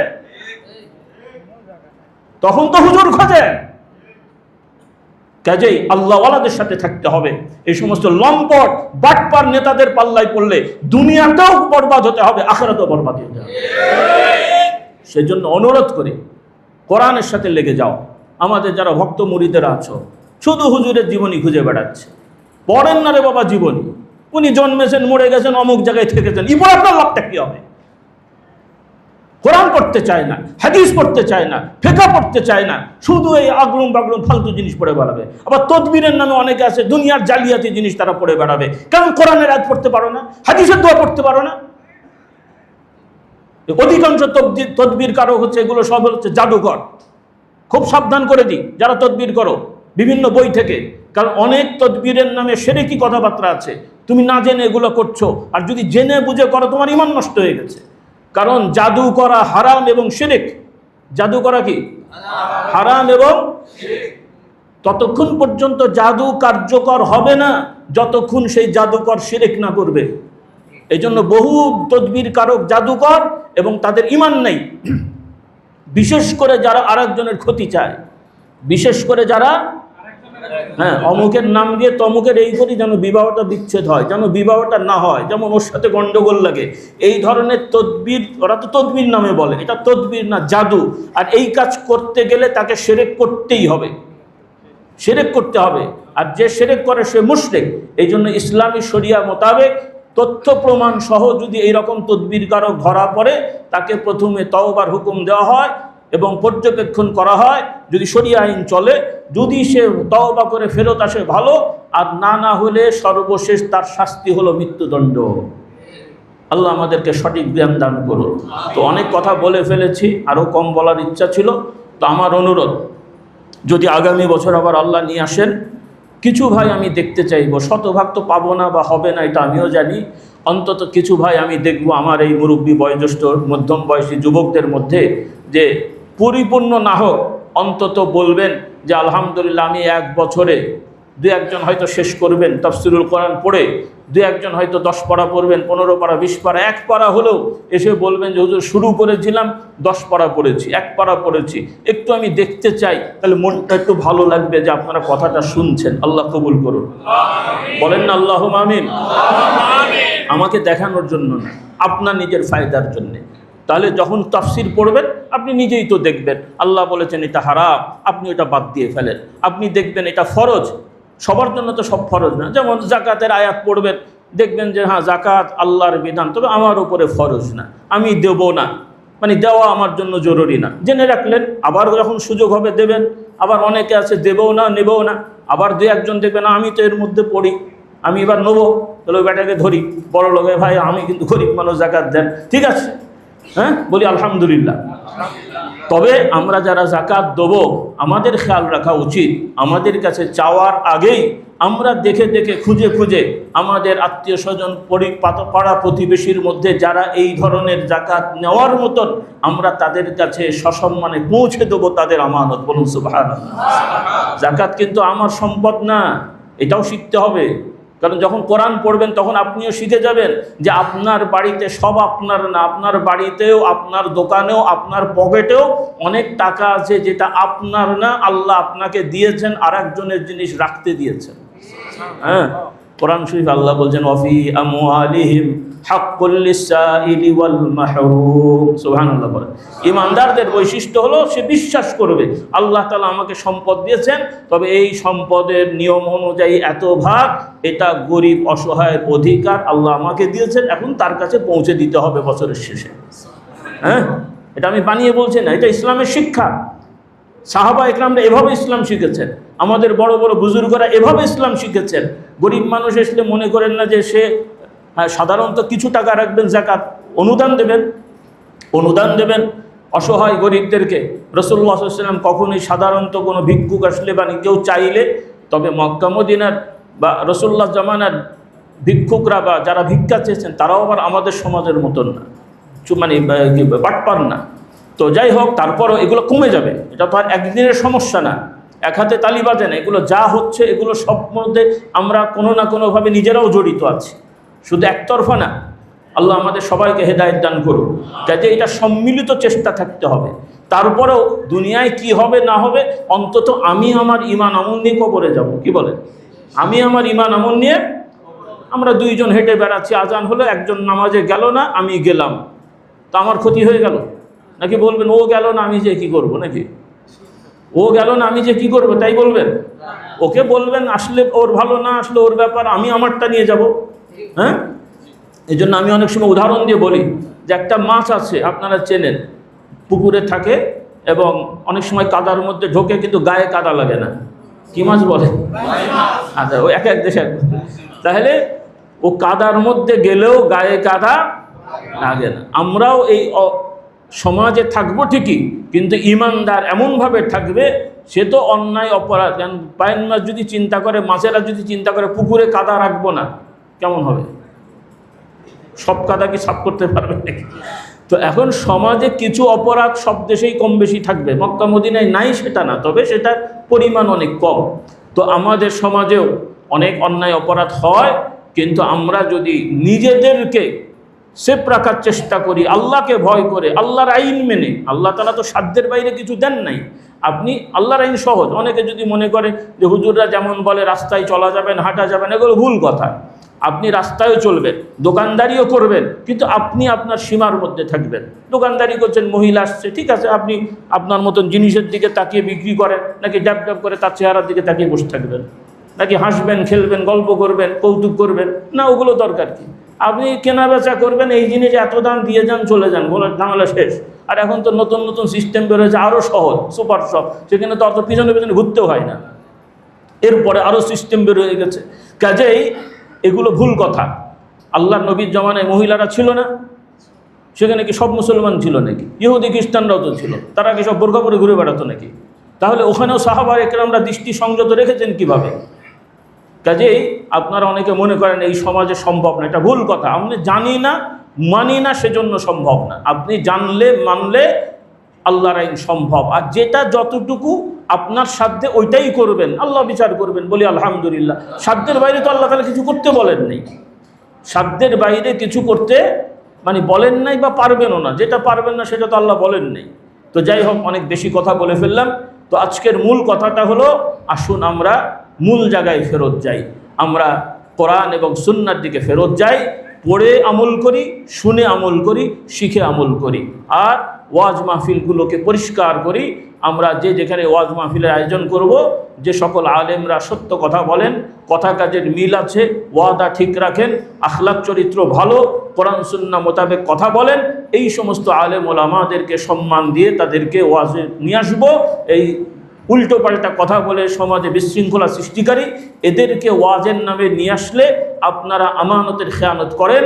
কারণ আপনাদেরকে যারা টাকা দেয় তারা উল্টো পাল্টা শোনার জন্য টাকা দেয় না।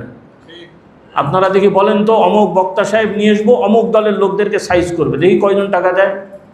কি দেবে? সাইনবোর্ড কি দেন? বলবো সাইনবোর্ড তো দেন তাফসীরুল কোরআন মাহফিল, আর বক্তা সাহেব এসে দুনিয়ার উল্টো পাল্টা ভণ্ডামি কথা বলে চলে গেল, হাদিয়া নিয়ে চলে গেল। হালাল হয়েছে তো নাকি? তাহলে যেই কমিটি মানুষের থেকে চাঁদা তুললেন তাফসিরের নামে, কিন্তু তাফসির হলো না, ঝগড়াঝাটি গালাগালি হলো, এর দায়ভার কে নেবে? এই দায়ভার কে নেবে? দেখি কিয়ামতের ময়দানে কি করতে চান। এই যে মানুষের থেকে টাকা পয়সা নিয়ে মানুষকে যে উল্টো পাল্টা শেখাচ্ছেন, এর দাঁড়াবে নেই, আমানতদারিতা নাই। নিজের বাপের যদি থাকে নিজের 1 টাকা কোটি টাকা খরচ করে নিয়ে আসো না, দেখি না তোমার কত আছে। এই সাধারণ মানুষের থেকে টাকা নিয়েছো তাফসিরুল কোরআনের নামে, তো ওয়াজ মাহফিলের নামে, ইসারে সওয়াবের নামে, আর সেখানে বাদনামি হচ্ছে, আর উল্টো পাল্টা কথা বলে কোরআন হাদিস বিকৃত করা হচ্ছে, সওয়াব হচ্ছে। কিয়ামতের ময়দানে দায়িত্ব নিতে হবে তোমাদেরকে, যত কমিটির লোকেরা আছেন। কিয়ামতের যদি ইচ্ছা করে এগুলো করে থাকেন লোক দেখানোর জন্য, যে অমুককে নিয়ে আসলে এই হবে সেই হবে, কিয়ামতের ময়দানে কি আল্লাহ তোমাকে প্রশ্ন করবে যে কত লোক জমা করেছিল বক্তা নিয়ে? এই প্রশ্ন করা হবে? তাহলে মানুষের এই টাকা পয়সা নষ্ট করার ইখতিয়ার কে দিল আপনাকে? এই আমানতের খেয়ানত কে দিল আপনাকে? এই জন্য আমরা যারা দায়িত্বশীল আছি, আমানতের খেয়ানত করব না, ইসলামের জন্য কাজ করব, দাওয়াতের জন্য কাজ করব, সত্যবাদী ভালো মানুষদেরকে আমরা নিয়ে আসবো। এই সমস্ত মিথ্যাবাদী, লম্পট, ওয়াদা খেলাফ করে, চরিত্র ঠিক নেই, এগুলো বলতে আমি বাধ্য হচ্ছি, কারণ অনেককে তো দেখি বা শুনি এগুলো, তাদেরকে নিয়ে এসে আপনারা হই হই করবেন, আমার যুবকরা হই হই করবে। এগুলো ইসলামের কাজ না, এগুলো ইসলামের ক্ষতি হচ্ছে, মুসলমানের ক্ষতি হচ্ছে। আল্লাহ তাআলা আমাদেরকে হেদায়েত দান করুন। তো অনেক কথা বলে ফেলেছি, আল্লাহ তাআলা আমাকে হেদায়েত দান করুন। আর মাশাআল্লাহ আজকের এই আয়োজনে অনেক ভাইয়েরা সহযোগিতা করেছেন, আল্লাহ তাআলা সবাইকে কবুল করুন, বলুন আল্লাহুম্মা আমিন। আর সর্বোপরি আপনারা যে যেখানে আছেন, ধর্ম বর্ণ নির্বিশেষে, এমনিই তো মাশাআল্লাহ বাংলাদেশে হাজার হাজার বছর ধরে ভারতীয় উপমহাদেশে সবাই মিলেমিশে আছেন। এখানে কোনো রকমের বিদ্বেষ কারো প্রতি কখনোই ছড়াবেন না, বা এমনি ছড়ানো হয় না। তবে ঈমান আকীদা এক জিনিস, আর সামাজিকতার বিষয়টা ভিন্ন।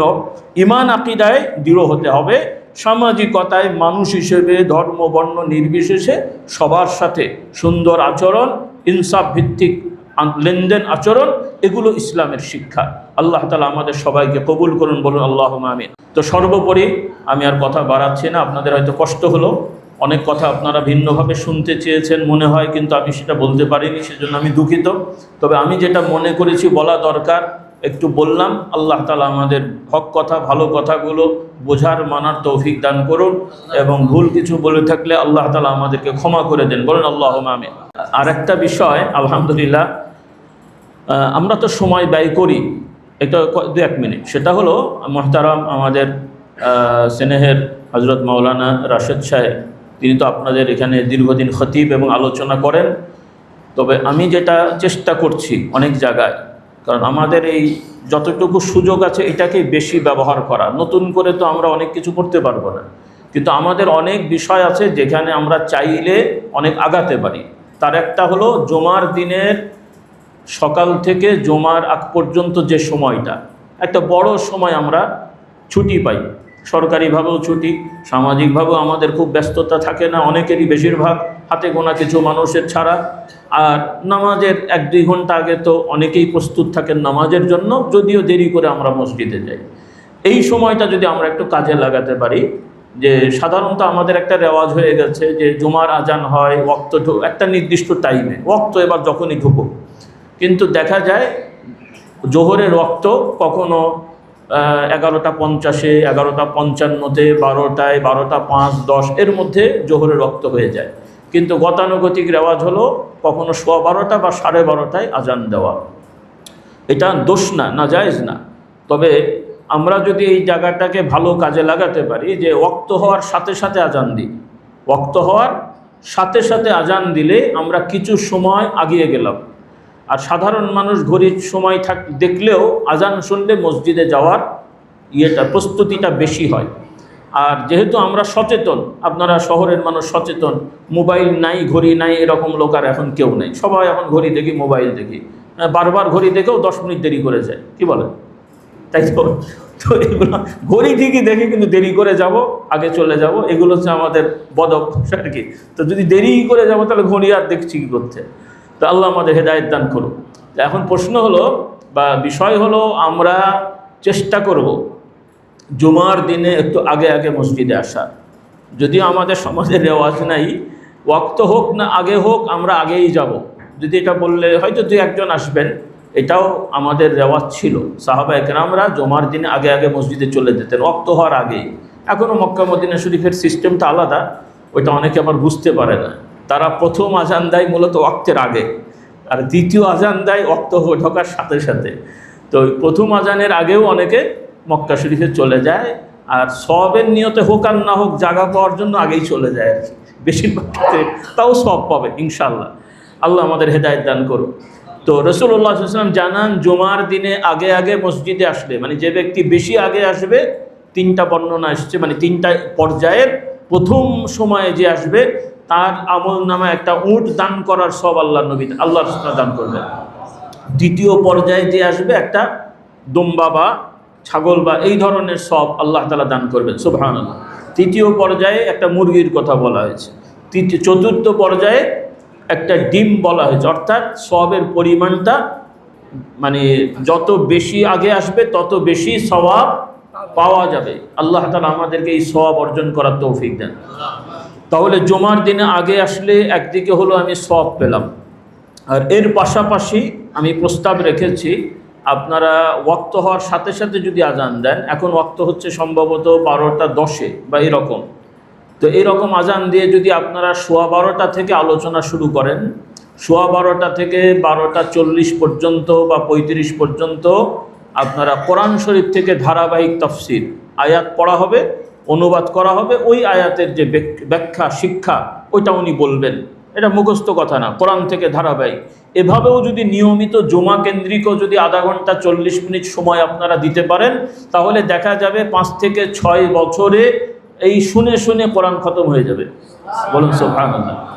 আর যেহেতু আমাদের একটু মুখরোচক কথা বা একটু সুরসার শোনার বা একটু আজগবি কথা শোনার একটু অভ্যাস আছে, কিছু হাওয়াই মিঠাই তো থাকবেই আমাদের, টেস্টিং সল্ট, তো সেই হিসেবে আর কিছু সময় বিষয়ভিত্তিক কিছু আলোচনা আমরা করলাম, আপনারা বোঝেন আর না বোঝেন, তাই তো নাকি? এগুলি তো আমাদের সিস্টেম। আল্লাহ আমাদের হেদায়েত দান করুন। আমরা একটু বাস্তববাদী হই, একটু গঠনমূলক কাজ করি, এই সময়গুলো গোলেমালে যেন না যায়। আমাদের এই জুমার আগের 1-1.5 ঘন্টা আমাদের একটা বড় শিক্ষার একটা আসর করতে চাই। রাজি আছি ইনশাল্লাহ? আপনারা চাইলে খতিব সাহেবরা বলবেন। এখন আমি এসে বসলাম 12:10, 12:20 এসে আমাদের মাশাআল্লাহ বুড়ো এক চাচা আসলেন, আর একজন দাদা আসলেন, একজন কানে কম শোনে, আর একজন চোখে কম দেখে, আর একজনের অতটা খেয়াল টেয়াল নেই। কী ওয়াজ করবো বলেন দেখি?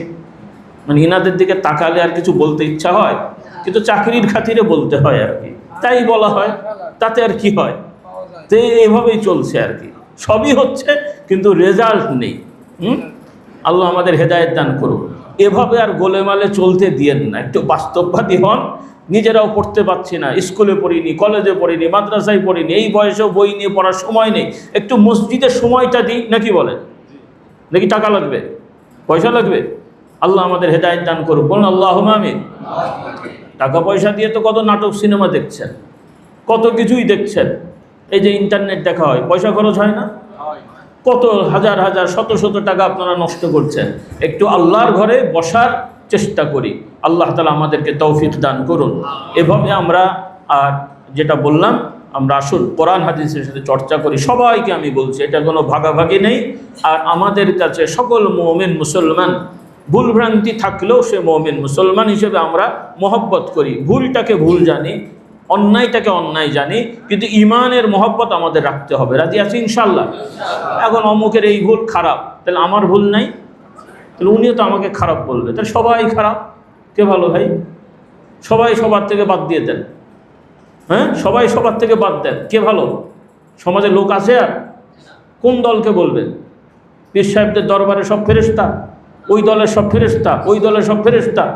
মানুষ মাত্র ভুল ত্রুটি হয়, যার যতটুকু ভুল ওইটাকে ভুল বোঝেন, ওইটাকে সাবধান হন। কারণ আমি আরেকজনের ভুল ধরছি, কিন্তু বুঝতে হবে আমি একদম সীমাহীন সমালোচনা শুরু করলাম, কিন্তু আমারও তো বুঝতে হবে বাবা আমারও এরকম কিছু আছে, ধরা পড়লে আমিও বিপদে পড়বো, নাকি বলেন? হ্যাঁ, আল্লাহ আমাদের হেদায়েত দান করুন। কাজেই ব্যক্তিগতভাবে কারো ভুল ত্রুটি জানলে ওটা প্রকাশ করতে চেয়েন না, তাকে নসিহত করেন। জাতীয় বিষয় ভিন্ন কথা, সেখানেও সীমা লঙ্ঘন করা যাবে না। যারা প্রশাসনের দায়িত্বে আছেন, আপনারা রিপোর্ট পেলেন, সীমা ঠিক থাকতে হবে।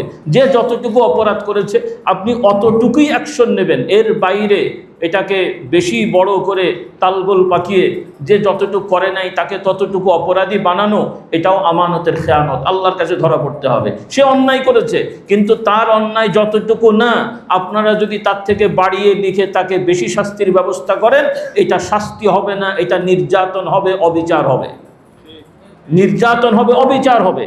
এই জন্য প্রশাসনের দায়িত্বশীলরা যে যতটুকু অন্যায় করে আপনি ততটুকুই তার বিরুদ্ধে লিখবেন, বলবেন। এটাকে জোরালো করার জন্য মিথ্যার আশ্রয় দয়া করে নেবেন না। আর আপনাদের এই মিথ্যার আশ্রয়ের কারণে কোনো ব্যক্তি জুলুমের শিকার হলে সেই ব্যক্তি হয়তো অপরাধী, কিন্তু তাকে যে শাস্তি দেওয়া হয়েছে সেটা যদি জুলুম হয়, আর সে জুলুমের শিকার হয়ে যে কষ্ট পাবে, এই কষ্টর বদদোয়া আপনার 14 গোষ্ঠী কেন 32 গোষ্ঠী পর্যন্ত যাবে। ছেলে বলে মানুষ হবে না, ডিগ্রিওয়ালা হবে ঠিকই, কিন্তু দেখবেন একটা পর্যায়ে আপনার বংশে সমস্যা সৃষ্টি হবে, কারণ আল্লাহর বিচার আছে। এই জন্য কোনো মানুষের প্রতি অবিচার যেন আমরা না করি। অনেকে বলবেন আমি করিনি, রায় দিয়েছে কোর্ট, কিন্তু রিপোর্ট তো আপনি দিয়েছেন, ধরেছেন তো আপনি। কথাগুলো খেয়াল করবেন। ক্ষমতা আছে, দায়িত্ব আছে, যা ইচ্ছা তাই করলাম, এত ধরাকে সরা মনে করেন না। সবাইকে আল্লাহর কাছে যেতে হবে। সেজন্য কোনো দায়িত্বশীলী কারো বিরুদ্ধে মিথ্যা যেন আমরা রিপোর্ট না করি। এটা খুব বড় অন্যায় হচ্ছে, যা সমাজে চলছে আমরা দেখছি বহু বছর ধরে। এগুলো করা যাবে না, এগুলো ইসলামের নিয়মও না, আর এগুলো রাষ্ট্রনীতির মধ্যেও পড়ে না। রাষ্ট্র চালাবেন সততার উপরে, মিথ্যা বলবেন কেন? যে যে অন্যায় করেছে তাকে ধরেন, যে অন্যায় করে নাই তাকে হয়রানি করার দেখতে আর কে দিয়েছে আপনাদের? আল্লাহ আমাদের হেদায়েত দান করুক। সেজন্য সবাইকে সতর্ক করে দিই, ধরাকে সরা মনে করা ঠিক হবে না। আল্লাহ তাআলার বিচার আছে, দুনিয়াতেও আছে, আখিরাতেও আছে। কেউ পার পাবো না, আমরা কেউ পার পাবো না। আল্লাহ আমাদের সবাইকে হেদায়েত দান করুক। অনেক বেশি কথা বলে ফেলেছি, আল্লাহ তাআলা আমাদের হেদায়েত দান করুক। আর কথা বাড়াচ্ছি না, আসুন আমিও মুসাফির হালতে থাকছি বেশিরভাগ, তওবা ইস্তিগফার পড়ে দোয়ায় শরীক হই। অনুরোধ থাকবে কিতাবাদিগুলো আপনারা সংগ্রহ করবেন, ইনশাআল্লাহ দোয়ার পরে পাবেন। জিকির আজকার করবেন, সকালবেলা জিকির আজকার করবেন, ফজরের পরে ব্যক্তিগতভাবেও করবেন এবং মসজিদে বসে করবেন। রাসূলুল্লাহ সাল্লাল্লাহু আলাইহি ওয়াসাল্লাম বলেন, যে ব্যক্তি ফজরের নামাজ জামাতে পড়বে, এরপরে মসজিদে বসে থেকে জিকির আজকার করবে, সূর্য ওঠার পরে ইশরাকের নামাজ পড়বে, আল্লাহ তাআলা তার আমল নামায় পূর্ণাঙ্গ একটা হজ এবং একটা উমরার সওয়াব দান করবেন। ইনশাআল্লাহ আমলগুলো করেন, বাড়িতে মা বোনদের করতে বলেন। এরপরে কোনো কারণে মসজিদে বসতে না পারলে বাড়িতে করেন ইনশাআল্লাহ। এভাবে নফল নামাজগুলো পড়বেন, আওয়াবিন পড়বেন। এরপরে ব্যক্তিগত জিকির আজকার আসরবাদ মাগরিববাদ ইনশাআল্লাহ করবেন। সর্বোপরি আল্লাহ তাআলা আমাদের সবাইকে হেদায়েত দান কবুল করুন, বলুন আল্লাহুম্মা আমিন। আসুন আমরা তওবা করি, ইস্তিগফার পড়ি।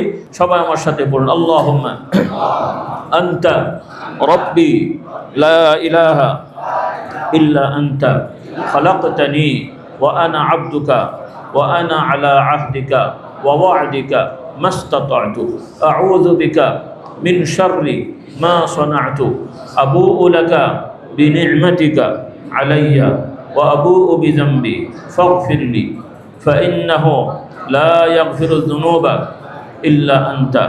আয় আল্লাহ তাআলা, আমি সকল গুনাহ হতে, শিরকি বেদাতি, জানা অজানা, ছোট বড়, ইচ্ছাকৃত অনিচ্ছাকৃত সকল গুনাহ হতে তওবা করছি, তওবা করছি, তওবা করছি। আল্লাহ তাআলা কবুল করে নেন।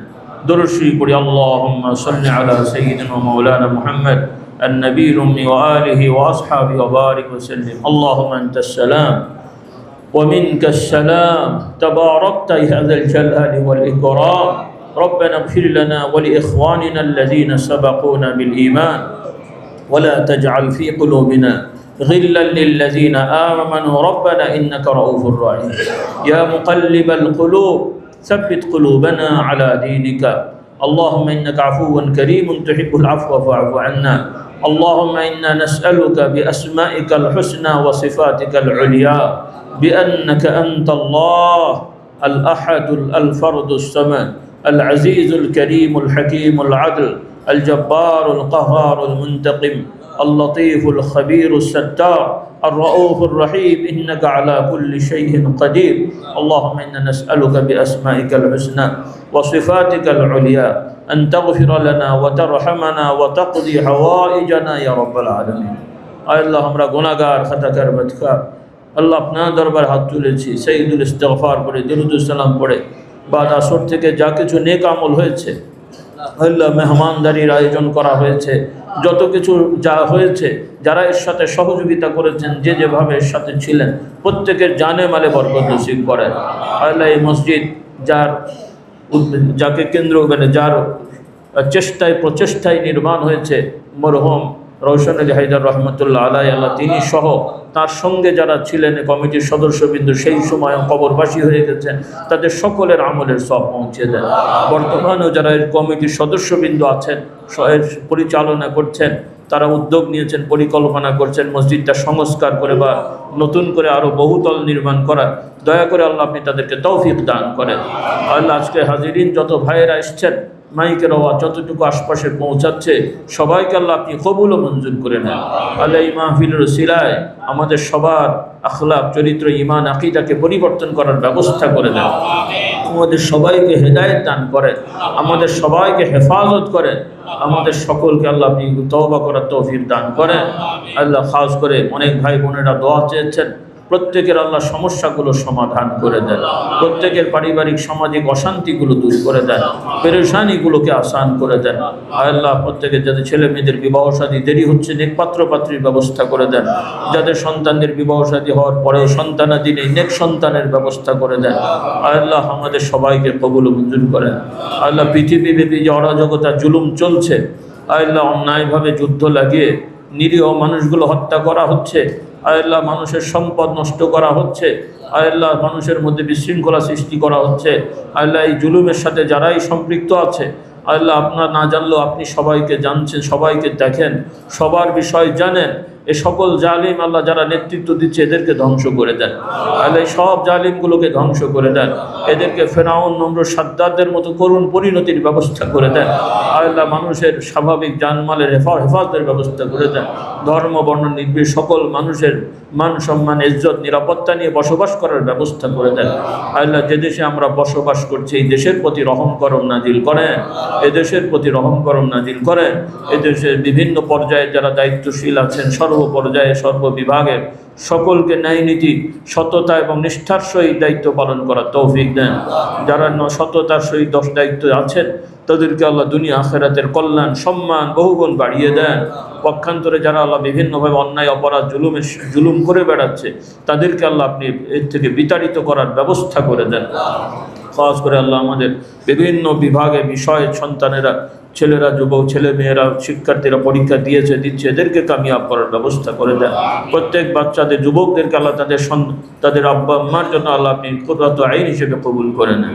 সর্বোপরি আল্লাহ আমাদের অন্তরকে পাক সাফ করে দেন, আমাদের অন্তরকে মুনাফিকি থেকে হেফাজত করেন, জবানকে মিথ্যা থেকে হেফাজত করেন।